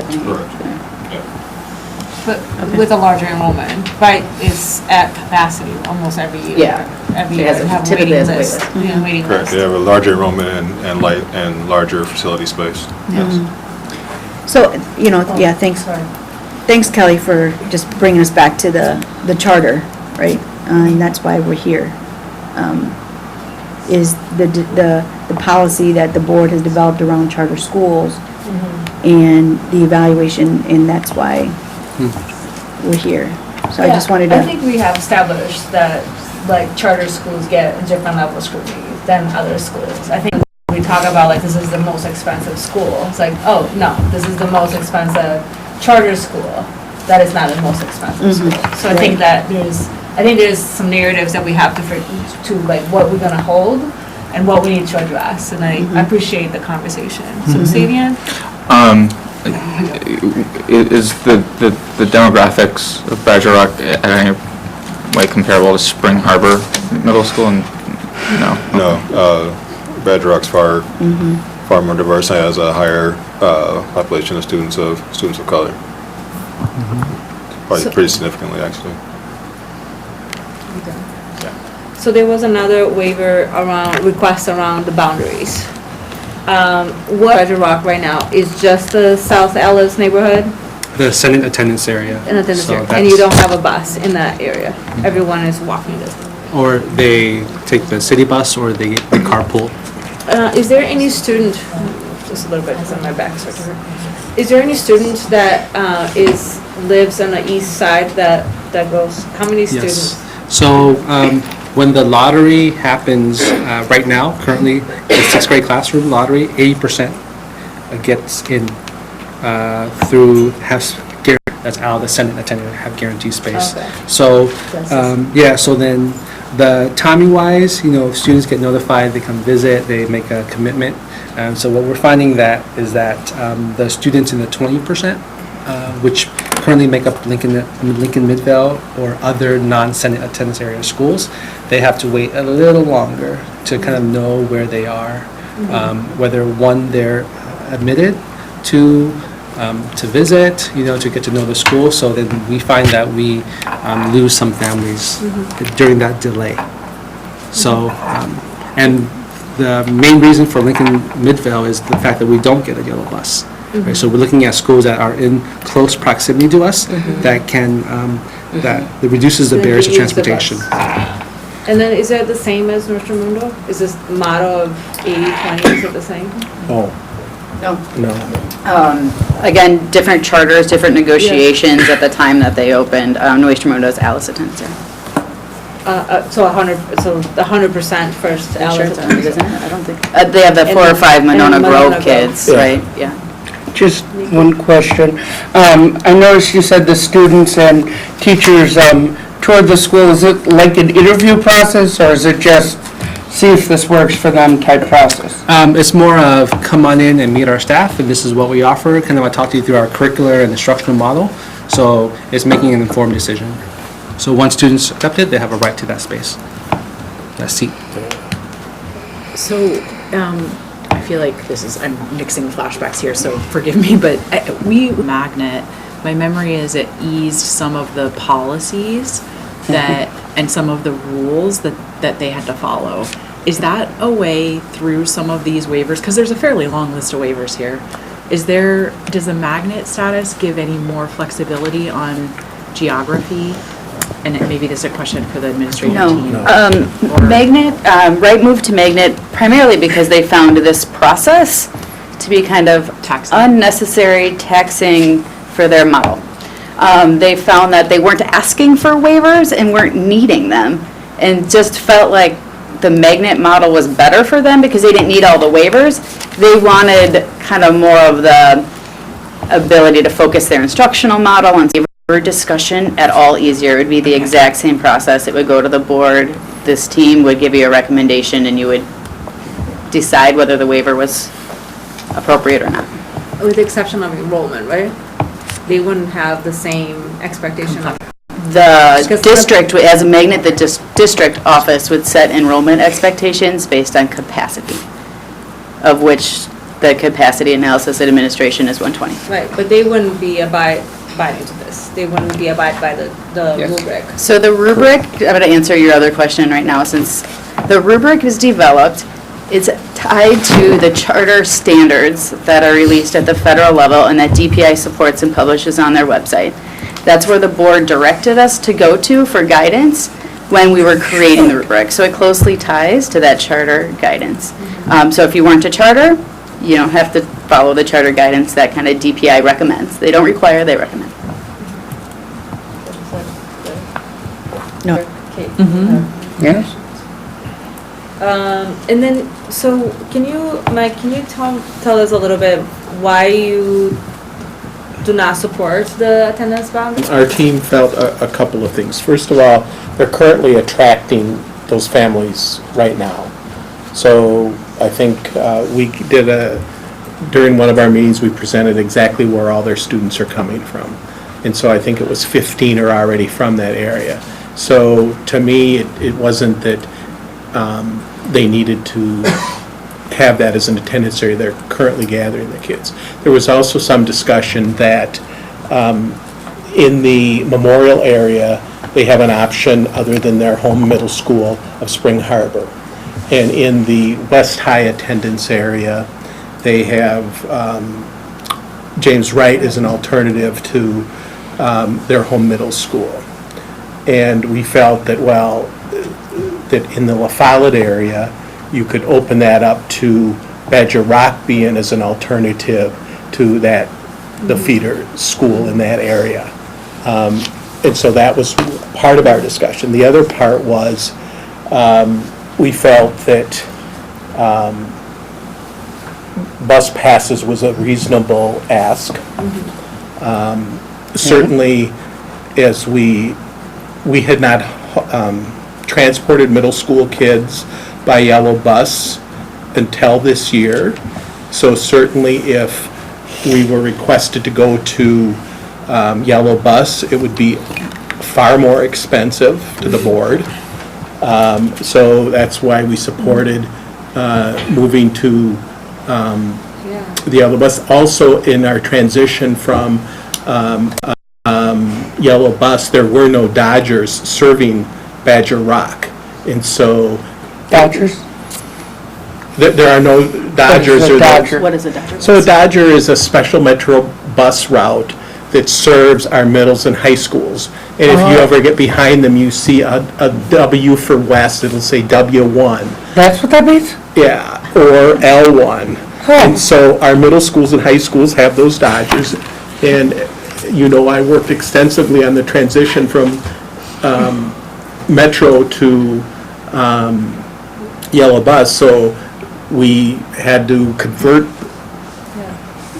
figure out how that would work. It's very complex. And so we basically didn't do anything different for Badger Rock, except we found that there were some kids that weren't getting bus passes, and we needed to look differently at that. And so we totally support that students miles away, and they would have liked all of their students to have bus passes. And we felt that that was not equitable because other schools have kids that live 1.3, 1.2. Why should they be treated differently? So that was what we thought was reasonable. And then finally, we thought that if we adjusted, if they could look at adjusting their 80-20, that would get to the same end in allowing them to admit more students earlier. So those were some of our discussions that we had on why we didn't support them to just add Midvale and Lincoln. Jermaine, do you have something else to add? No, Mike hit the last piece that I wanted to make. Yeah. No, Mike hit the last piece that I wanted to make sure was on the table, so Yeah. we're good. No, thank you, Mike, for explaining to us the rationale. It made a lot of sense that like every high school attendance area has an alternative middle school that has like an alternative way to do instruction. I think what makes it complicated in this La Folle attendance area is a complicated attendance area, different than everywhere else, right? And so my daughter, who lives in the south side, has to attend a school in the east side, her high school, with friends from all over. So thank you, but thanks for the rationale, but I appreciate it. Are there any questions around that?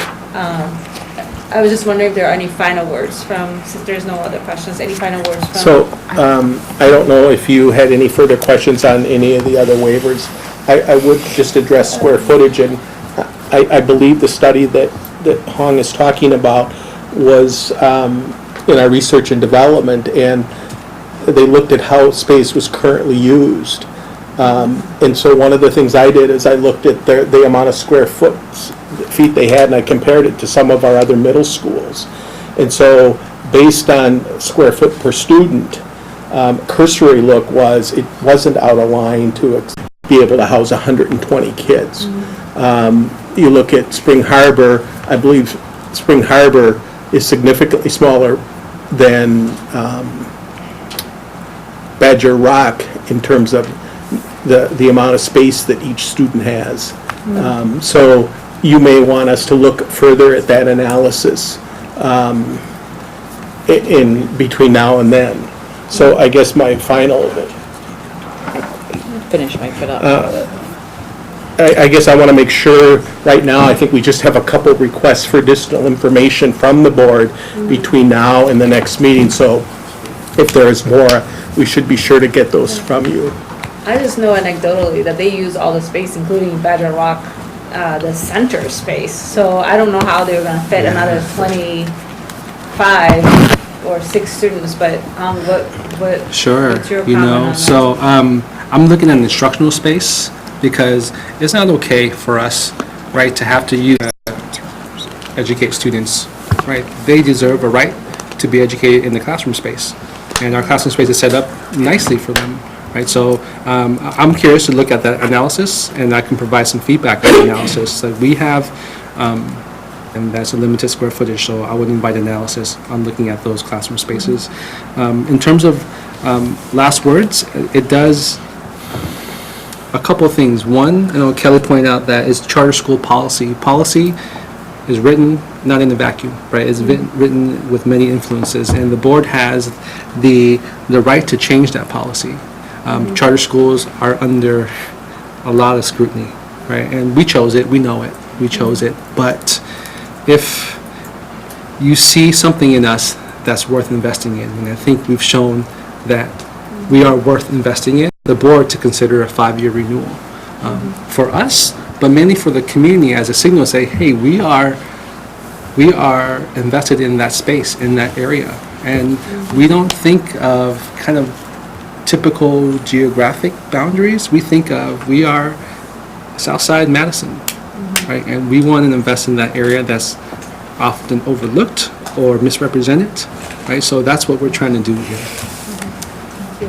Thank you. So in regards to requests, yeah, I did receive a request also from Cherokee regarding looking at classroom size and happening. And so I am also curious about like how do we do our formula for instructional space? I'm assuming that gets separated, what's instructional space? And how do we compare, for example,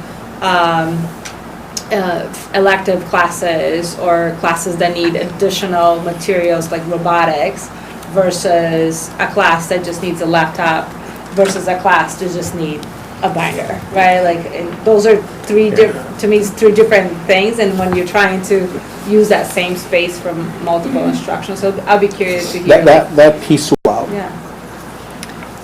So, Truman. Yeah, I just want to make sure that it's put in the room, and I would feel that I wasn't doing my job if I didn't. If, I'm asking the board to, to look deeper, actually, than even some of the rock disrupting the status quo.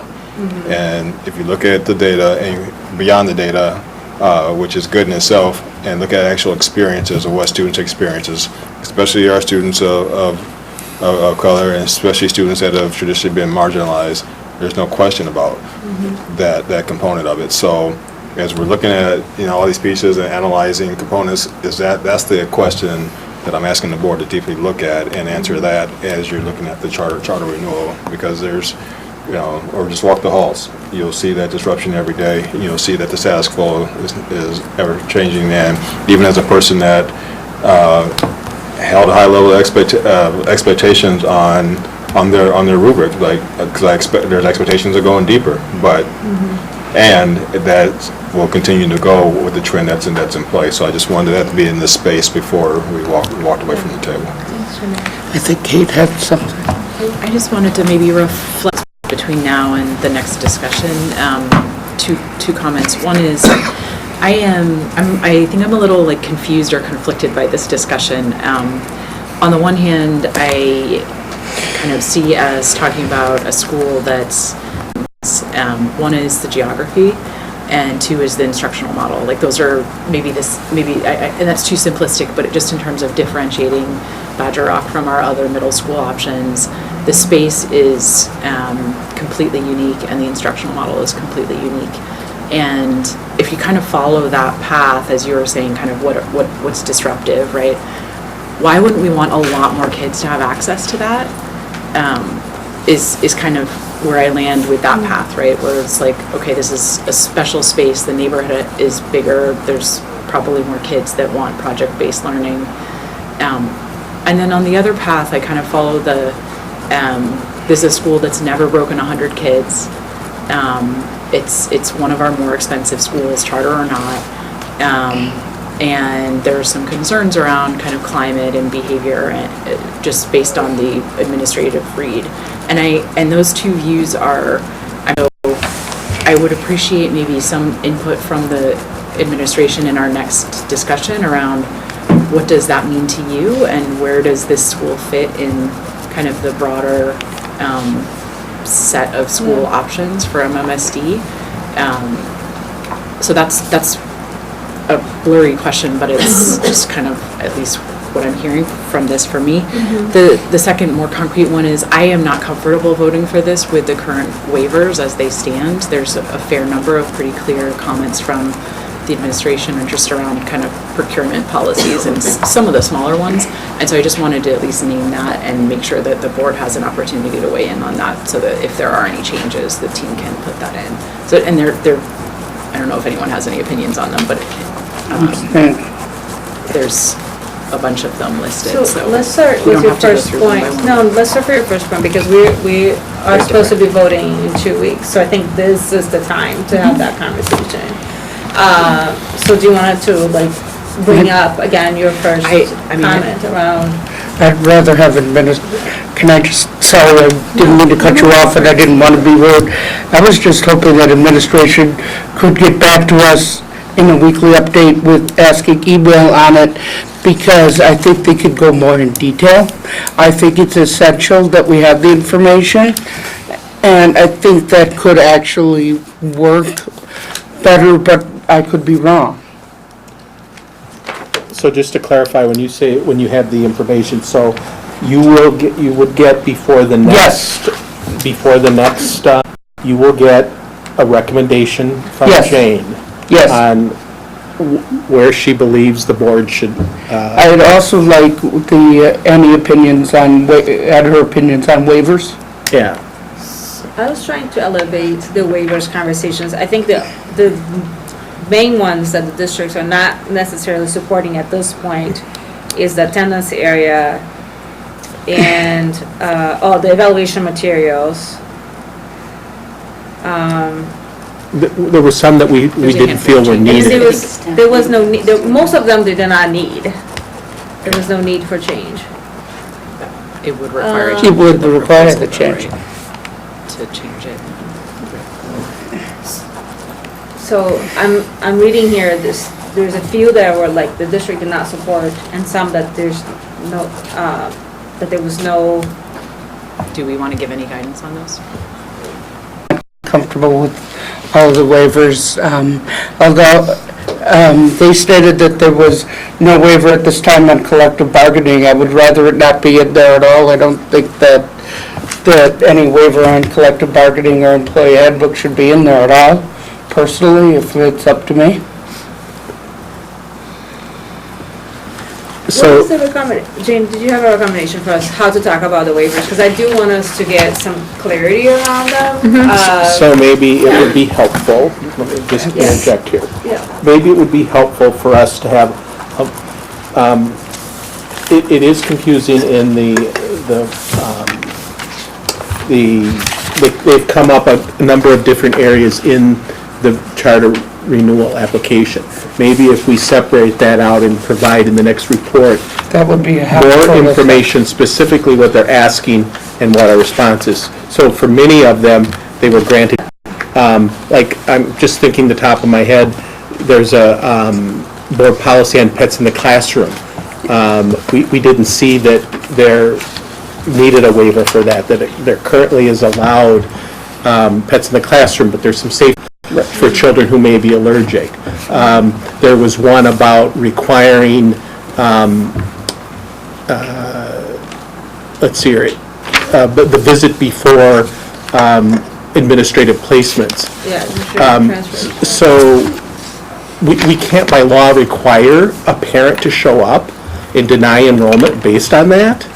We do, with our administrative transfers, ask parents to visit the school to make sure it's a fit. So we wouldn't grant a waiver of something that would be in violation of the law. So some of them that they're requesting, we explained that certification and how funds are paid for wouldn't allow us to do them. So for instance, if a teacher, like a CC teacher,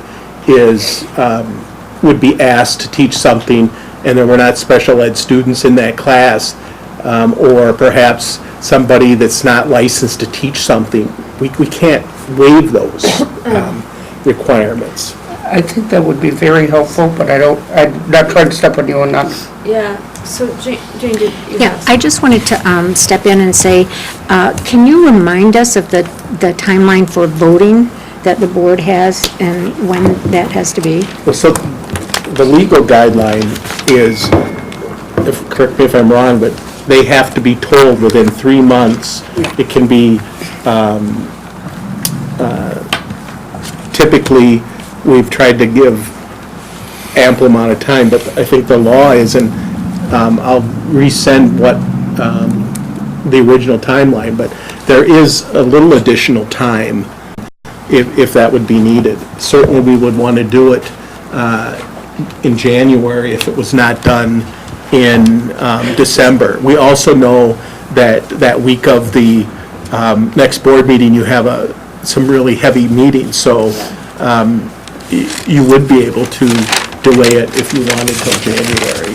For Isthmus Montessori, the board delayed the vote until the January regular board meeting. We did quite a bit of research at that point of time, which determined that January was really kind of the latest the board would want to make the decision in order to get ample time for the contract to be written and everything to go to DPI that's required. So you wouldn't have to vote in December if you couldn't. And given that Hung just saw some of the latest feedback from the district that seems more reasonable, but I want to ask you, Hung, like, what you feel about us doing? I think that's something I have to ask my council in terms of how they feel about a delayed vote, right? I could do December or January. I think that we have the information. I think if we decide January, we have more of the time for them to correct.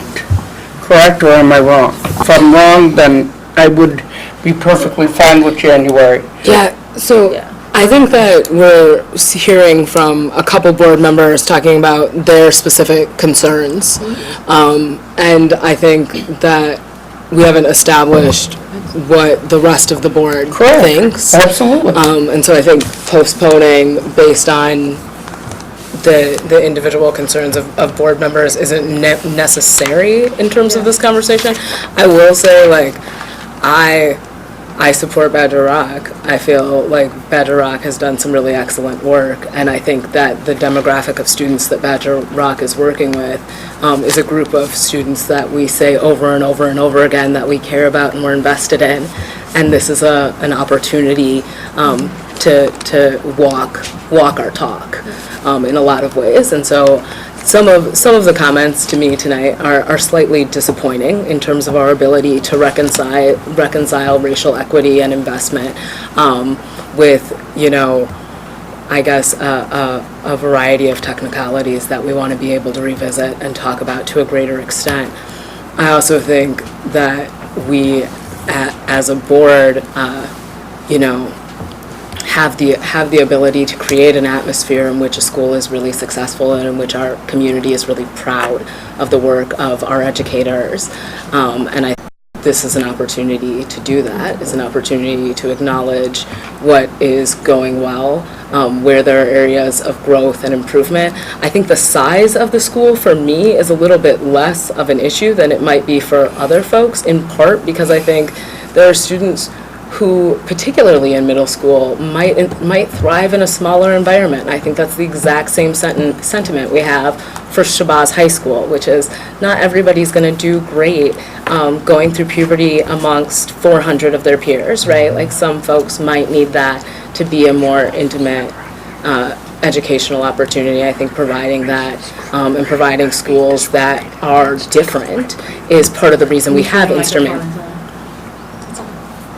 Nikki, your microphone is on. So that's part of the reason we have instrumentalities, right, is to offer an alternative to what we usually do. And it becomes surprising to me how afraid of that we are as a district. But I think that there's a certain level of courage that it takes to commit to an effort like this. And I think that, a lot of what you spoke to tonight is really thrilling in terms of what it means to young people and their families. And so I guess I wouldn't want our entire relationship with this process to be based on anybody's reaction to a singular element of documents. I think that's actually why I raised the waiver. Can I just finish my sentence? One second. Part of my recommendation to move to January is actually because I think there is some additional information that needs to come in regard to it. I feel like folks have enough information in regards to, like, supporting or not. I think there's some additional things about the waivers that I want us to have a little bit more time. And it's specifically around this month. We only have 2 weeks before the meeting. That was why I'm making a recommendation forward to go January. But Kate can go and follow up on that. and Gloria. I honestly was saying it just so that we could have more than one voice that would say, do we want to change the waivers or not? Because these guys need direction on whether they're going to change their proposal. So there's like a bunch of paragraphs here of waivers that need to be changed in the proposal if the majority of the board would support the administration's recommendation. If not, then we just need more than me to weigh in on it sometime. It doesn't have to be now. So. So, I mean, I'm just going to go back to, making sure that our students are prepared for high school. And, that in looking at the proficiency, reading, growth, I just want to make sure that we are preparing them for high school. And I think that everything that you bring and that you're doing, as far as family, the diversity, the innovation that you bring to the school is all very important, right? Making sure that our students feel that they belong and they're inclusive, particularly in our students of color, right? They need to feel that they belong and that they're accepted before, you know, they even get to the learning part. And it sounds like you are doing that. That is a critical piece that Badger Rock is bringing. And so I appreciate that. And I was not on the board when you had that discussion 5 years ago. Was it 5 years ago? 3 years ago. And so I think, and you got, it was the same challenges at that time, but the board had decided to go ahead and renew. Different challenges. Right, different challenges, but, and the board decided to renew. And I think now it is our responsibility to figure out whether what we're seeing as far as the results go are making a significant impact enough for us to continue the renewal. Now, I think that there's an opportunity here to, and options that we can take. And I want to be able to consider that as a board, right? You know, do we do the full 5-year? Or do we consider, you know, reducing the time of evaluation? So, because I do think that, I do see what you're bringing of value that really, I don't want to say any other school brings, but it is of value. And I want to keep plugging, expand and capture that within student learning.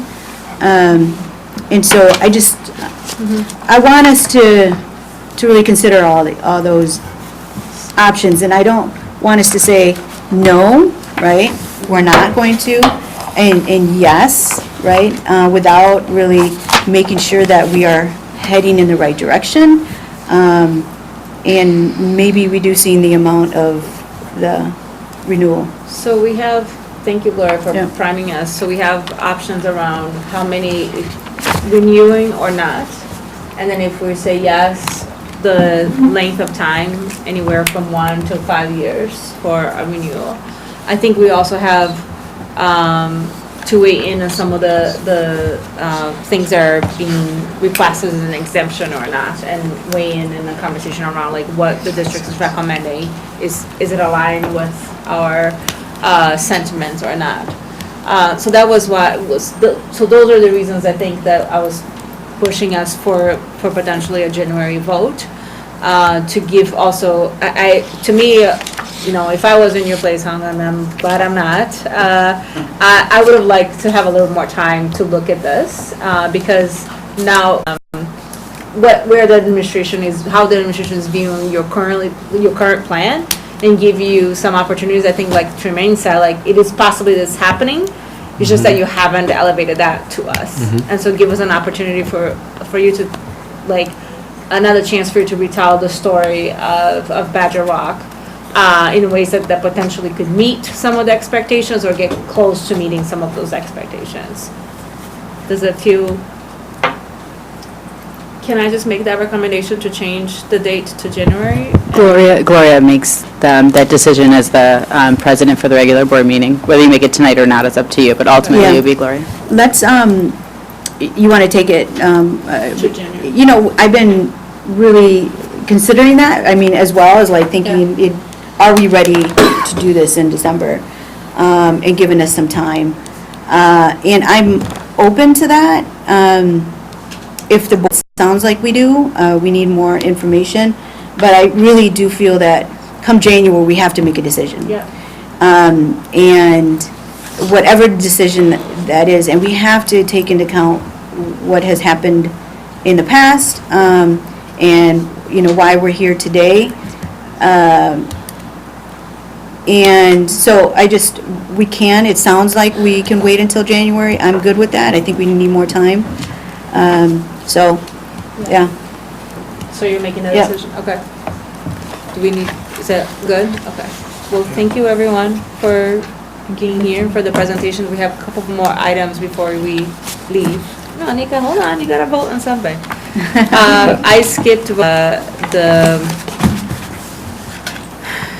minutes, so like entertain a motion to approve the minutes. So of the moved. Meeting May 6th. Second. Move in second, nuclear advisory vote? Aye. All those in favor say aye. Aye. Here, unanimously, motion carry. And we have superintendent search. Update, yep, sure, I can, I had the dates here somewhere. So December 10th, for our consultants to come and present the candidates to us. We were going to do this in closed session. That has changed. There was a conflict. I believe Barb has contacted the date to December 14th. So December 14th, it should be on calendars? Can't do December December 14th, this is 14th. Saturday. I'm sorry, I'm looking for my dates on here, sorry. We're working on Saturdays too. I know, right? Hey, I run a tough ship. No, okay, so let me look at my calendar here. It is December, 17th? December 10, I thought was when they were still gonna come here and give the candidates. December 10th. It So, was I'm the sorry, 4th. it changed from December 4th to December 10th. Okay. Yes, so December 10th is when we will hear from our consultants, and they will bring up the candidates who they are referring to us on that time, okay? And then what's happening on the 11th and 12th? Is it a discussion about the candidates? And then the following week I is the don't- interview? The 11th and 12th, 12th. we can no longer do the interviews. Yeah, that was, Yeah, that's what I thought. And the Okay. candidates getting ready. so then we have the 17th and 18th Yes.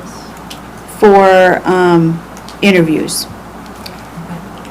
And probably the 16th potentially, or? 18th. 16th, we have a maybe meeting we already. might do one before the regular meeting, yes, at 5. Or 4:30 even. Can someone please order pizza? Yes, so it's going, they're gonna be long, they're gonna My be, daughter's birthday. they're gonna be long nights for that week. And so, thank you, Barb, for really adjusting and working with the consultants. It was a snafu. It was, they just couldn't make it work. And so we had to change it up. And so that's fine. We're making it work. So I thank you for your flexibility in making this happen. And stay on timeline for January final interviews. So we have those potentially tentative dates. We'll see. For the final interviews. And we can talk more about how those final interviews will go. Hearing for the interviews of the candidates, and those are going to be Skype interviews. And we will talk about questions, very similar to how we did the interim process. Okay. Any questions? So now we have closed, or we don't? Yeah, we have closed Yes, now, but we have. sorry, I just wanted to This is update the you. updates. Yep. Okay, Update everybody. misunderstood. Can we take 2 minutes? It's not me. Yeah. On this committee. There is something else that, that we have, don't we have anything else? Oh, are we doing policy discussions Yep. in here? On policy. Okay. Yeah. So who's bringing that up? That's You. Sherry. Oh, hi Sherry.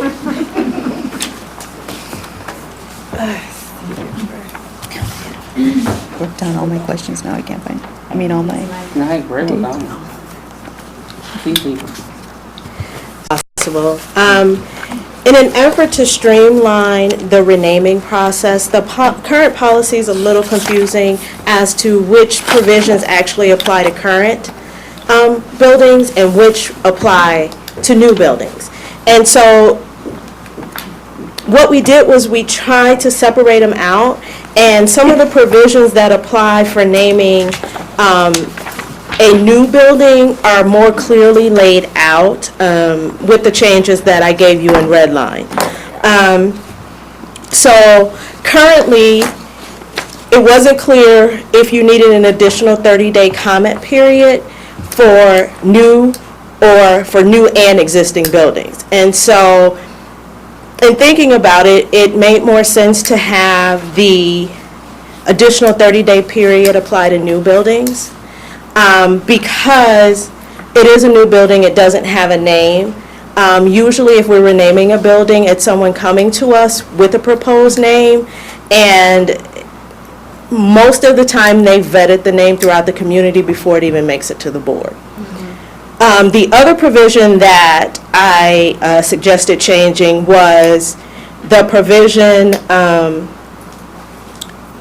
that, and So then on old buildings, would we be able at all to comment, or would the we public? would still have public comment, but there wouldn't be an additional 30-day public comment period.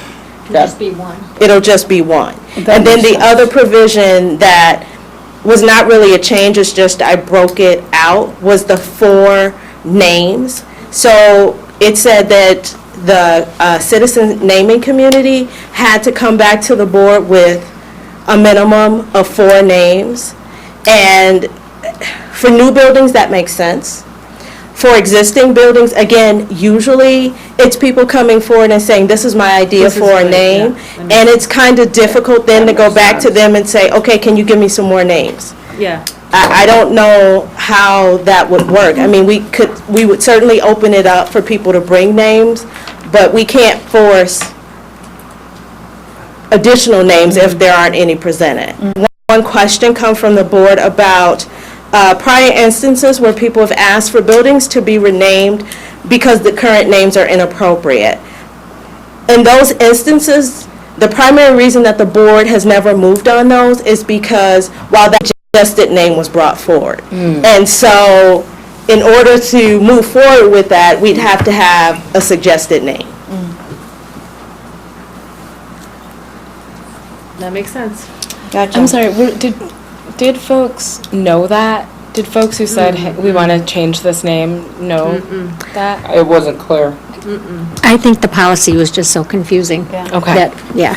It was not clear. It was like mud. And so I'm hoping with this change, it'll help a little. And, you know, I'm sure people will ask, well, what about those other buildings that we wanted the name changed? If someone comes forward with a name, then it's certainly appropriate for the board to consider it. But if there's no proposed name, then we're kind of stuck with what the current name is. Thank you. Sherry, any questions? Yeah, Chris. Sherry, I would just like a clarification. So with the revised policy, if we're looking at renaming a building, can you just clarify where the public can comment? Okay, so there's... Formally, not informally, but actually at a board meeting or to the board. Okay, so there's the initial public comment period before, and that's before it even gets to the Citizens Naming Committee. You carry your stuff on So they'll have that opportunity.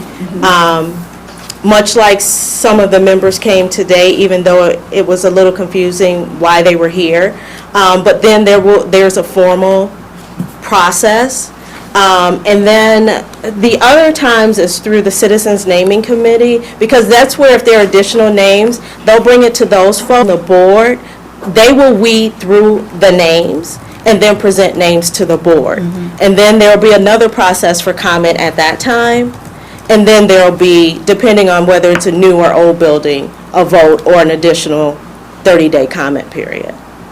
How do we, Yeah, go ahead. How- Turn on the...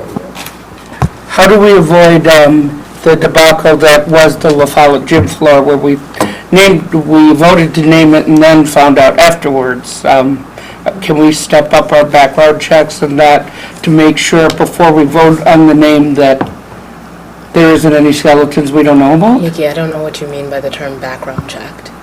Background checked, I mean, if he has, for example, any sexual assault complaints that are currently pending, I'm, as in currently criminal charges on that particular issue, whether or not he or she may have had any misconduct that they lied to the board about. Those were the things. In this particular situation, the one in Middleton was it wasn't Middleton, it was La Follette, excuse me. Is that something that was in I'm trying to remember if that was in closed stated session. in open It was meeting. in closed. It was an open meeting. The follow-up was an open meeting. I think the question is, what's the process? What's the process then? So the process will be, the naming committee will letting all the names. So they will present to you how they've vetted the names, and there's those criteria that are in the board policy that they have to answer. And so I think that's where that will come through. And unfortunately, I don't know how we guard against the instance where we get all the way to a name and someone says, oh, but wait, well, I didn't think you were actually going to do it, that's why I never said anything.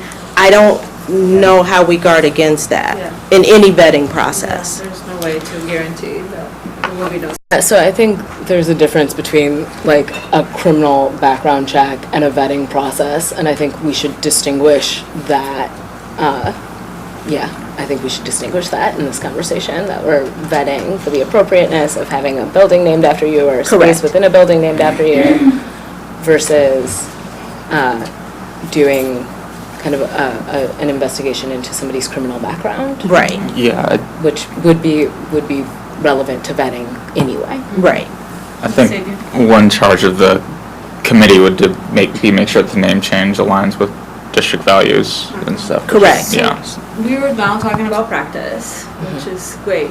Now, is there any recommendations to, this is highlighting that needs to be put into the policy? Or do people feel like the wording of the policy captures the sentiment? No, I like the policy. I think the change, thank you for doing that. I think you, Yeah. For Anybody catching it. else? good proactive Yeah. Yes. improvement. Thank you so much. You're welcome. Yeah. And then, you ready to adjourn? Did I miss anything? Nope. Good.